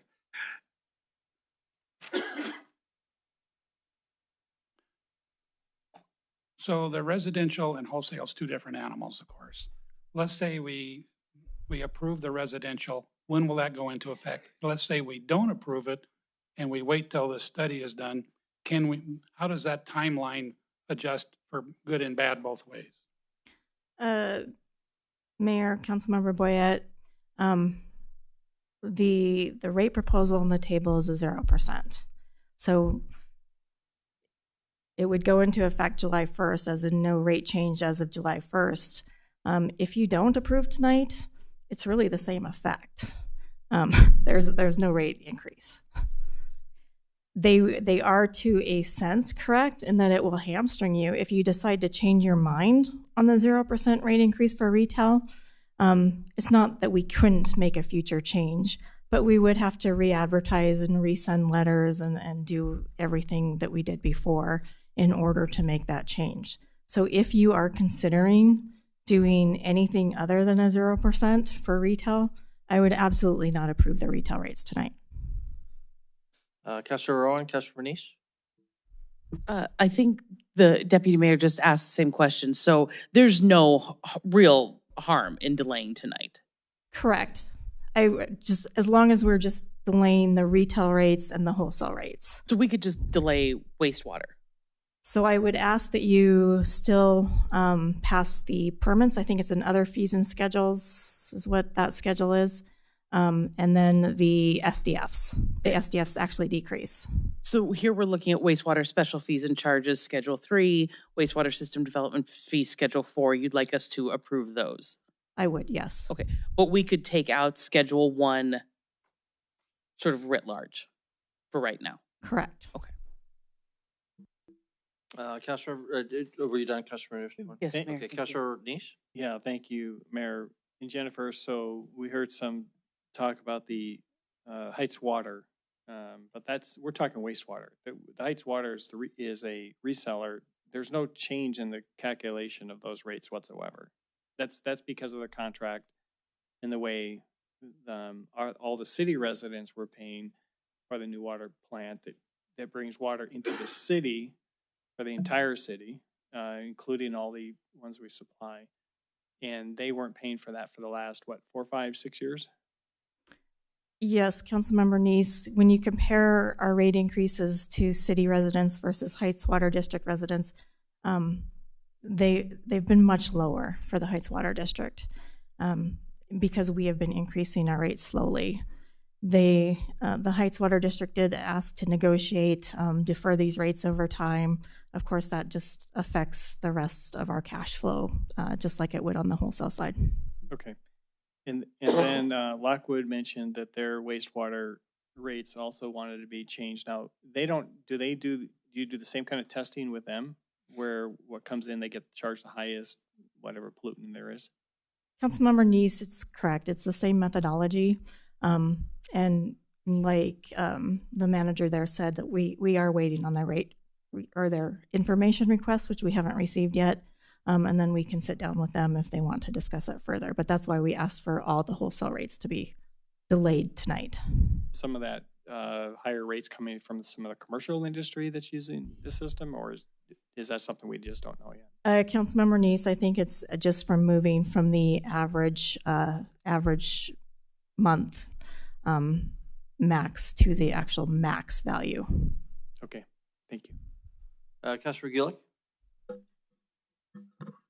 Yes, Jennifer, for the purposes of, I guess, educating the general public as well as the manager of the Heights Water District, does the West End plant, is it just for serving the West End customers, or is it for serving the whole system and thus the whole community? Councilmember Gulick, thank you for that question. The West End plant and reservoirs serves the entire community. we can, and we know for a fact that we can get water from the west end to the heights. In fact, we could shut down our plant, which is, very old at this point. We could shut it down for maintenance and completely operate out of the west end if we needed to. Okay. Jennifer, I wonder if you could, two questions, I guess. One, I'm sorry. Okay. Can you just comment on, the PAR and Phillips 66 observation that they're paying based on a max peak load methodology and other users based on an average load? Is that a problem? I mean, legally or as a matter of fairness or whatever, what's the justification for using the two different methodologies? Mayor, Council, I don't think we completely know the answers to that. We were trying to ferret that out a little bit today to see if we even we just don't have as much information on the residential side, but we're looking at that. And it will be discussed more when we meet with them to look at both Because of if those. nothing else, as a matter of practicality, I don't really want somebody in my pipe determining, that I put down the wrong stuff down my disposal. It's a little easier to do as a matter of practicality with the giant refineries than other retail users. Sure. Yeah, I shouldn't admit that I've done that. Okay, that's good enough. Councilor Aspenlayer? Okay, Councilmember Shaw. Okay, I'm going to take a stab at making a motion. Jennifer, would you stay up here? I just want to make sure I get this right.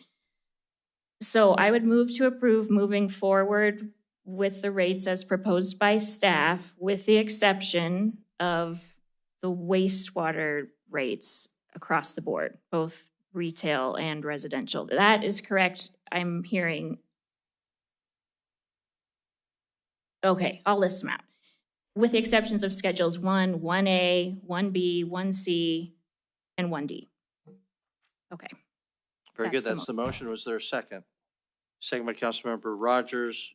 Councilmember Shaw or Rogers, do you want to speak to your motion? No. Okay. Now Councilmember Aspenlander, Councilmember Kennedy. All right, I got a whole lot to say on this issue. First, let's talk about the Heights Water District.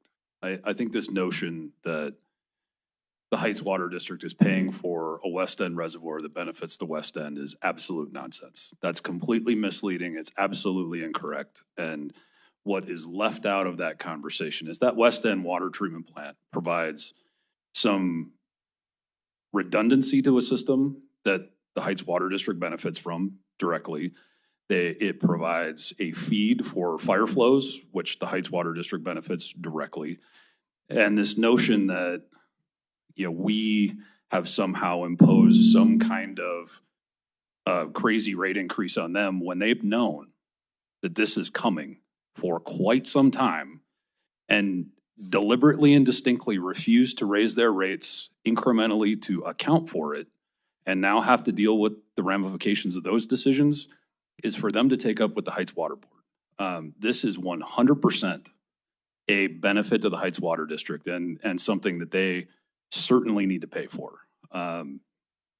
As it relates to these wastewater rates, I'm okay in postponing it, but at the end of the day, I think we also have to talk about the reality of the benefit of the service that the city of Billings is providing the refineries, which are great economic drivers. They're great stabilizing forces in our community and have been for decades, and I would never argue that. At the same time, the city of Billings has provided a service to the refineries, allowing them to not have to spend on their own wastewater systems, have to deal with their own regulatory permits with the DEQ, and the cost associated with that. I mean, to deal with a plant on your own, to build it in today's rates, pre-COVID rates, you were talking about $10 to $20 million to build a plant like that, to deal with your waste. Post-COVID, you're probably talking about 35 to 40 million. And to operate a plant like that, you're talking about hundreds of thousands of dollars a year. So we we need to also talk about the benefit that the city of Billings also provides in equitable service and has for a long time to your companies. And that's our partnership to you. What we're asking for and what I have to do for my constituents on the West End is also protect their rates, so that we're not subsidizing the business community. And is there a balance somewhere in the middle? There probably is. But saying that you want the same rate increases as the residential users is not a reality either. And so that message is what's coming across to the citizens of this community. So we're clear about that. I would feel a heck of a lot better about this conversation if some of you were willing to annex into the city and actually pay our taxes and pay for the other infrastructure that you benefit from in our city. That's a conversation that would make me a hell of a lot happier to enter these kind of negotiations. I think we owe it to our community to be good partners with you as huge economic drivers in our community, but you owe it to our community to be a good partner back and pay your fair share in the rates. And there is probably somewhere in the middle here, so I'm willing to let the staff try to work that out. But it is not a drastic, in my mind, it is not a drastically lower rate than what you're being proposed. The reality is that building your own systems is expensive and operating them is even more expensive. So those have to be the balancing parts of that conversation. And that's the reality of where we sit today. Nobody wants you to go away in this community, but we want you to be active and engaged partners in this community too.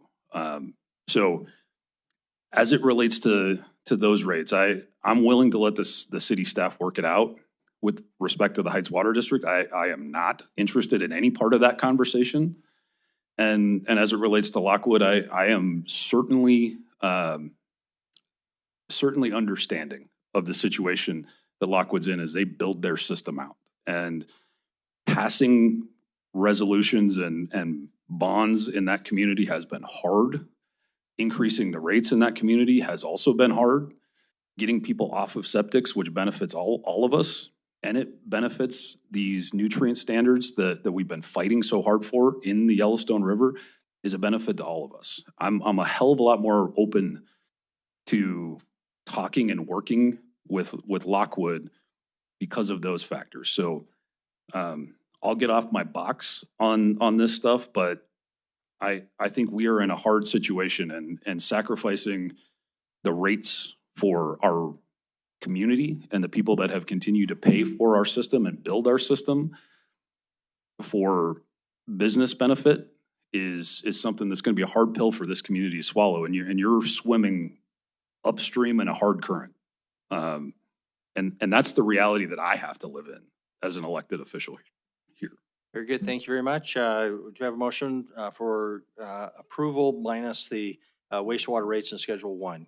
Further discussion on the motion. Councilmember Denise? Thank you, Mayor.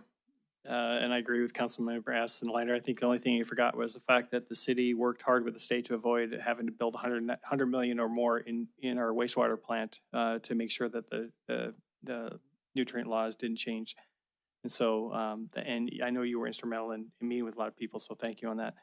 I think that I know this is right now the wastewater's out of it. That's great. I've spoken about this before. I don't think we should be at zero. And so I'm not going to support this. I think we need to, we're giving up too much.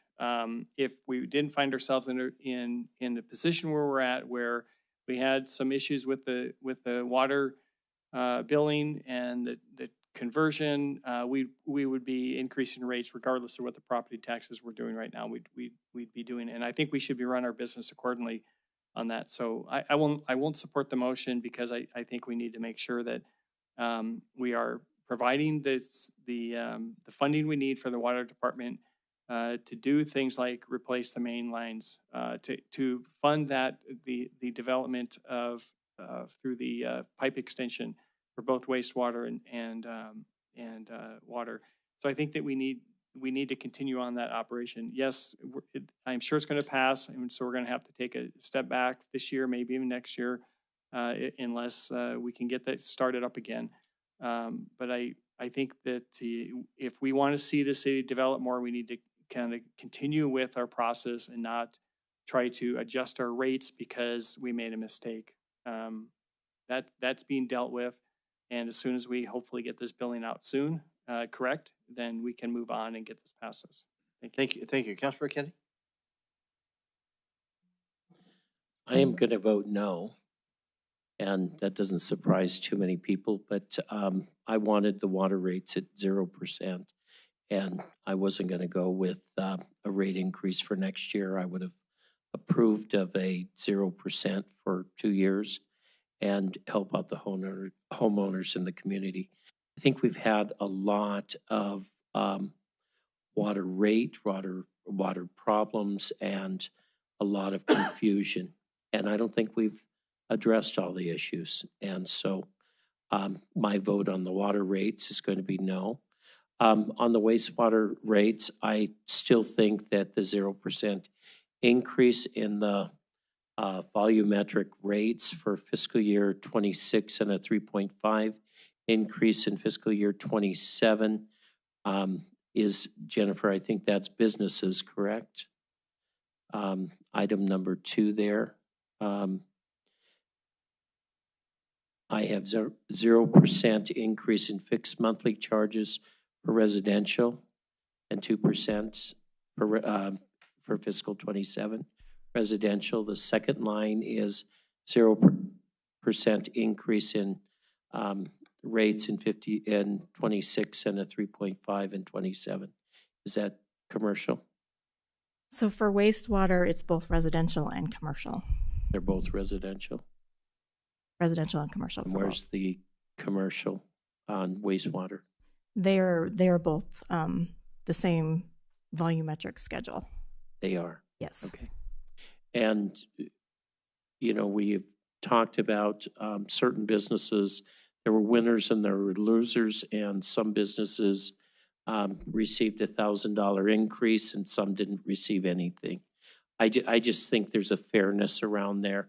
I got a lot of calls after the last rate increase last year. So I'm going to vote against the wastewater rates. I do appreciate, though, that we will come back with the Par Montana, Phillips 66, and the others and try to come with some type of, it should be handled before it ever gets back here.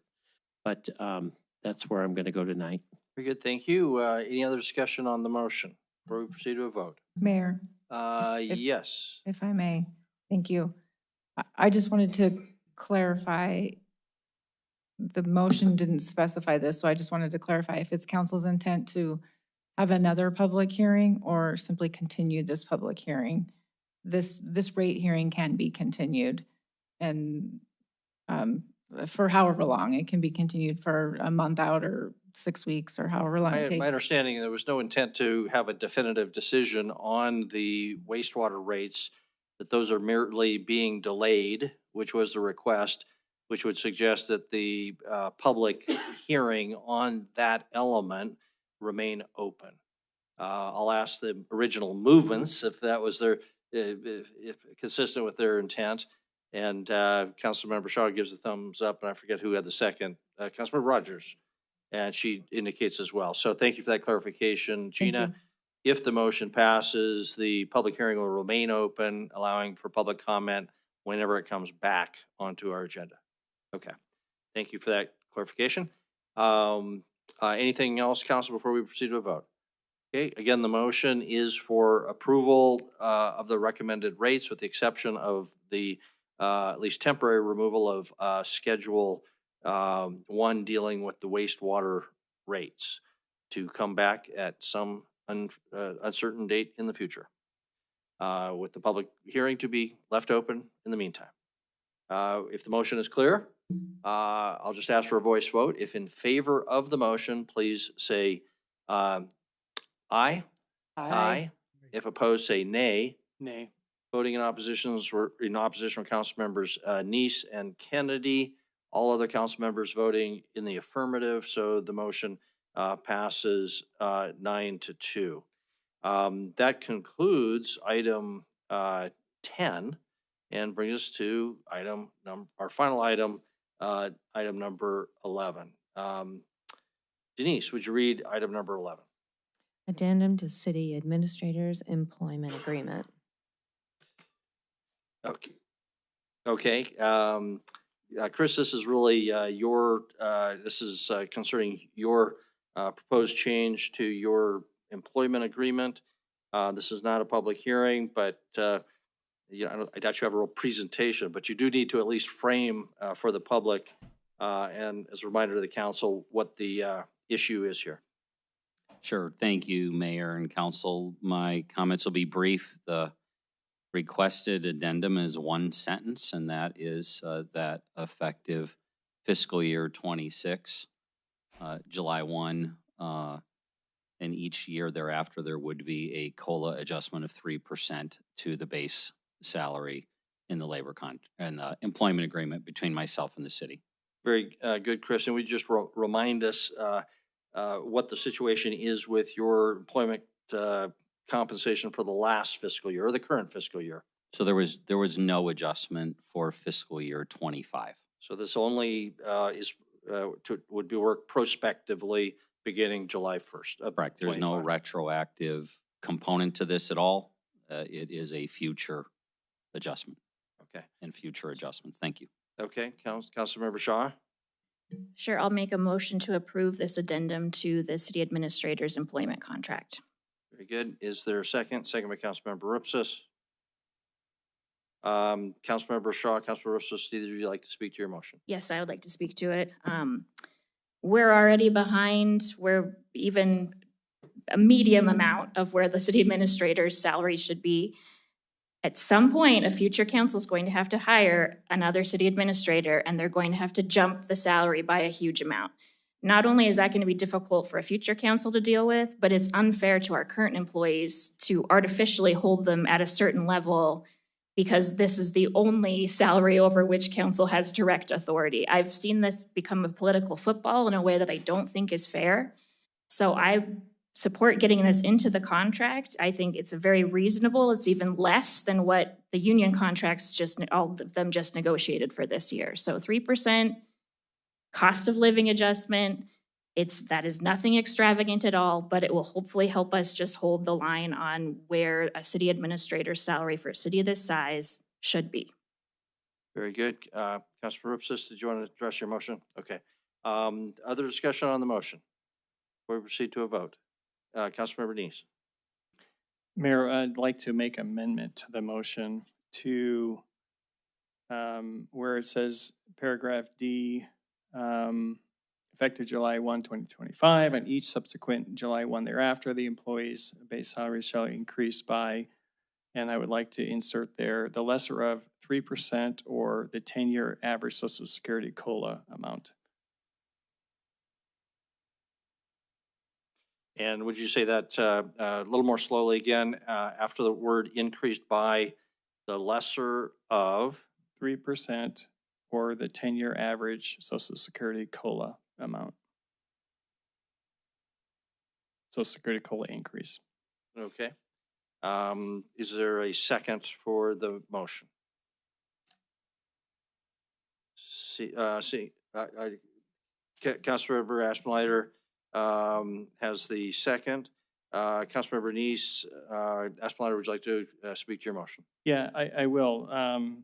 This is something that if we're going to do an adjustment, I think we as the city council, we have one employee, Chris, and it's our responsibility to evaluate him and then really determine performance-wise, do we give him a raise or not a raise? If we look, and I've been on the council a long time, and some of the unions were getting 2.9%. And we have a large community of retired people in here and people who are on fixed incomes and they depend on Social Security, and their COLA is only going to be whatever the COLA is for Social Security. Now, the last couple of years, it was pretty high, but if you look at the last 10 years, it was much lower than that, probably 2.8, 2.4%, somewhere in there. And so I think as a COLA, that's probably going to be a better option to guarantee that increase that he's keeping up with. That doesn't prevent the council to meet once we do the performance review to then say, listen, yes, the COLA was maybe the average is 2.6, but he's doing a great job. He's done this, he's done that. We're going to give him an extra, 0.5% or 3% or 4%, whatever it is. That's the council's responsibility to do that at the time of his evaluation. And so that's the reason I think we should, a COLA is for a COLA, and I think that's where it should be. And then we should, this doesn't eliminate the fact that we can then do a performance later on. Okay, very good. Thank you. Any other discussion on the proposed amendment before we proceed to a vote on just the amendment? Councilmember Kennedy, Councilmember Boyette. I'm going to vote no on all of it. And as you brought up the COLA, we paid, the city paid the administrator 4.02% in 22, 3.53% in 23, and 1.81% in 24. We did not do anything this year. We do a $6,000 car allowance, which is in the contract, and that's still ongoing. And we also do, I think it's a 12% match on retirement. Around town, that's pretty good. And so I'm going to stick with the people on fixed income, and I'm going to vote no. Very good. Councilmember Ripsis. Thank you, Mayor. I just might ask the movement if he actually intends to support the underlying motion if this passes. It's a much favorable motion once you are tying it to a lower COLA in some respects. And I think the idea of having a COLA be a real COLA, I don't believe a CEO should be getting a COLA adjustment, but the council is, I think the support is there to give the COLA adjustment. I think that if we're going to do that, is give him a true COLA adjustment and do our responsibility, do our job as his boss to give him a performance review with a pay increase at the end of the year. And so the amendment, that's why I'm proposing the amendment and I'm supporting the amendment.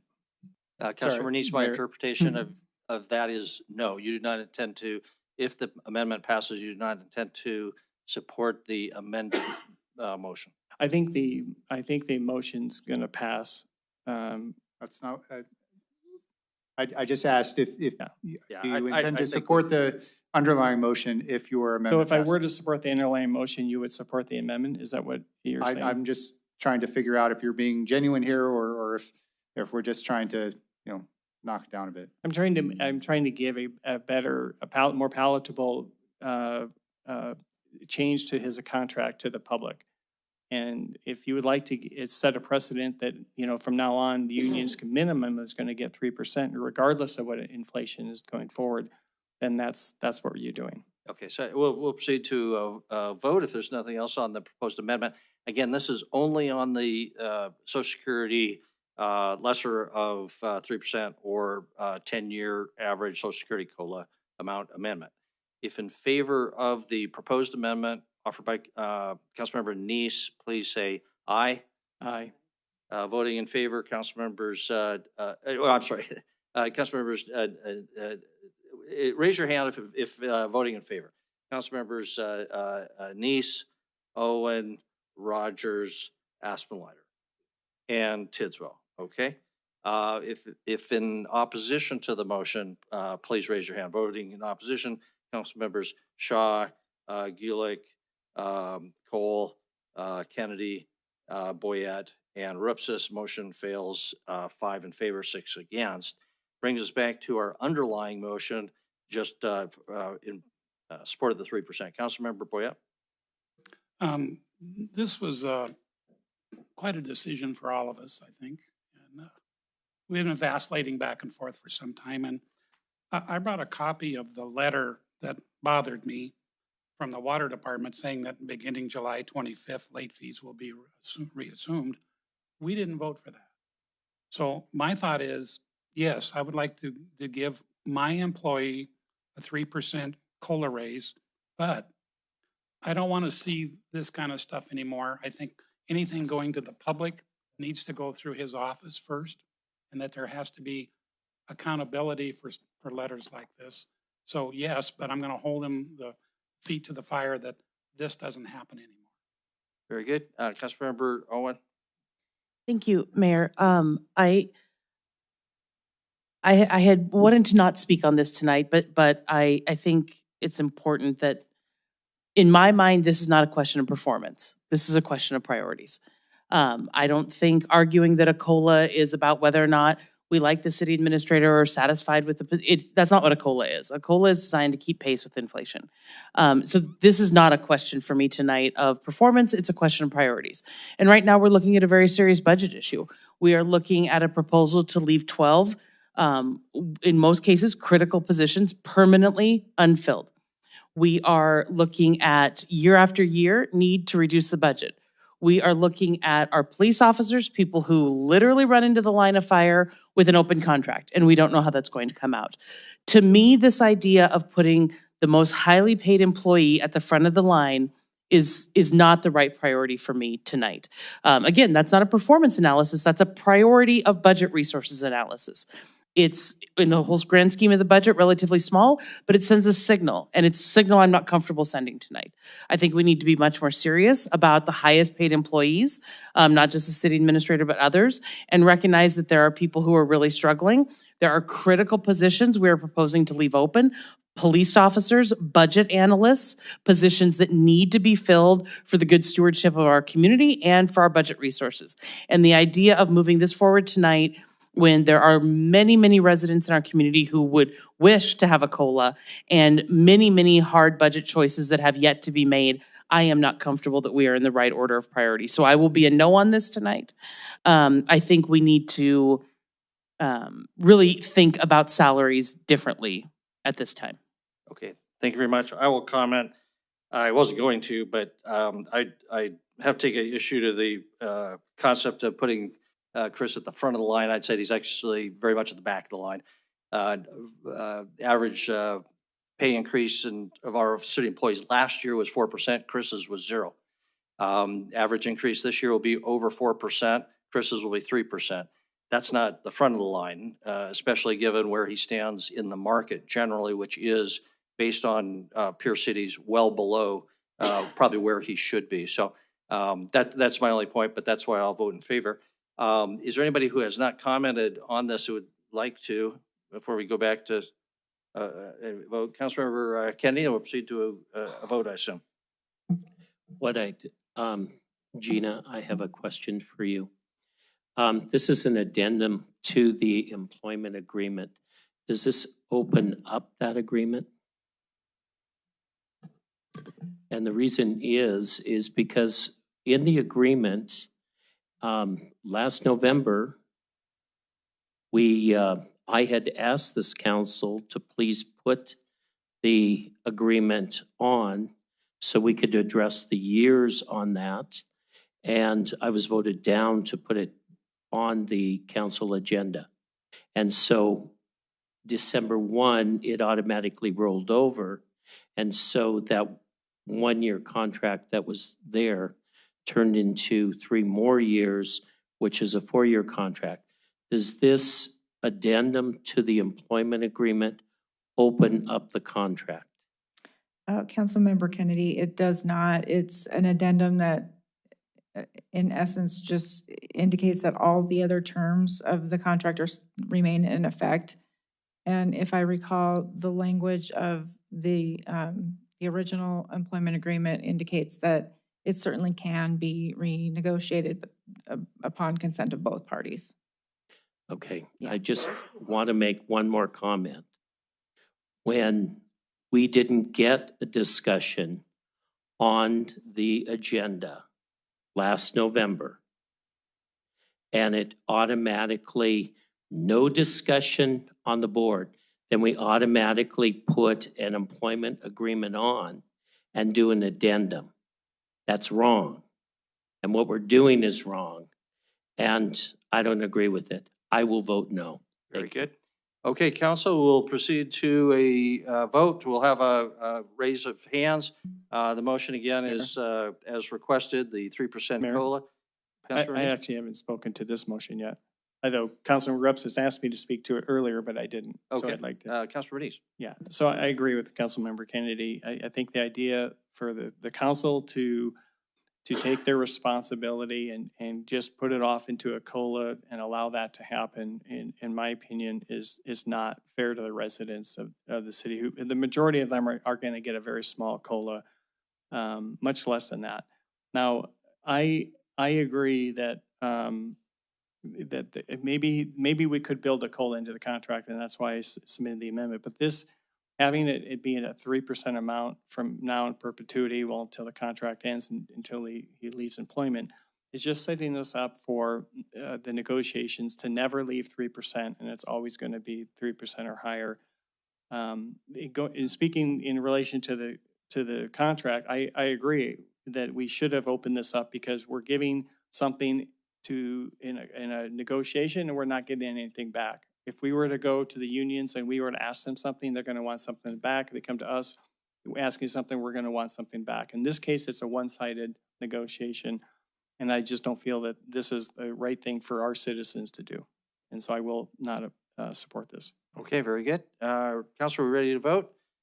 Okay, so if the motion is clear, if voting in favor, we'll do a hand raise. Please raise your hand if voting in favor. Voting in favor are council members Shaw, Gulick, Cole, Aspenlider, Boyette, and Rupsus. And if voting in opposition, please raise your hand. Voting in opposition, council members Kennedy, Owen, Tidswell, and Neese. So, and Councilmember Rogers. Motion passes 6-5. Thank you very much. That concludes item number 11. And that brings us to public comment on items not on our agenda. Is there any public comment on items not on our agenda tonight? No one is coming forward. It's because they're all asleep back there. Appreciate your patience. Council initiatives. Seeing none, we are adjourned. Thanks, everybody. Have a good evening.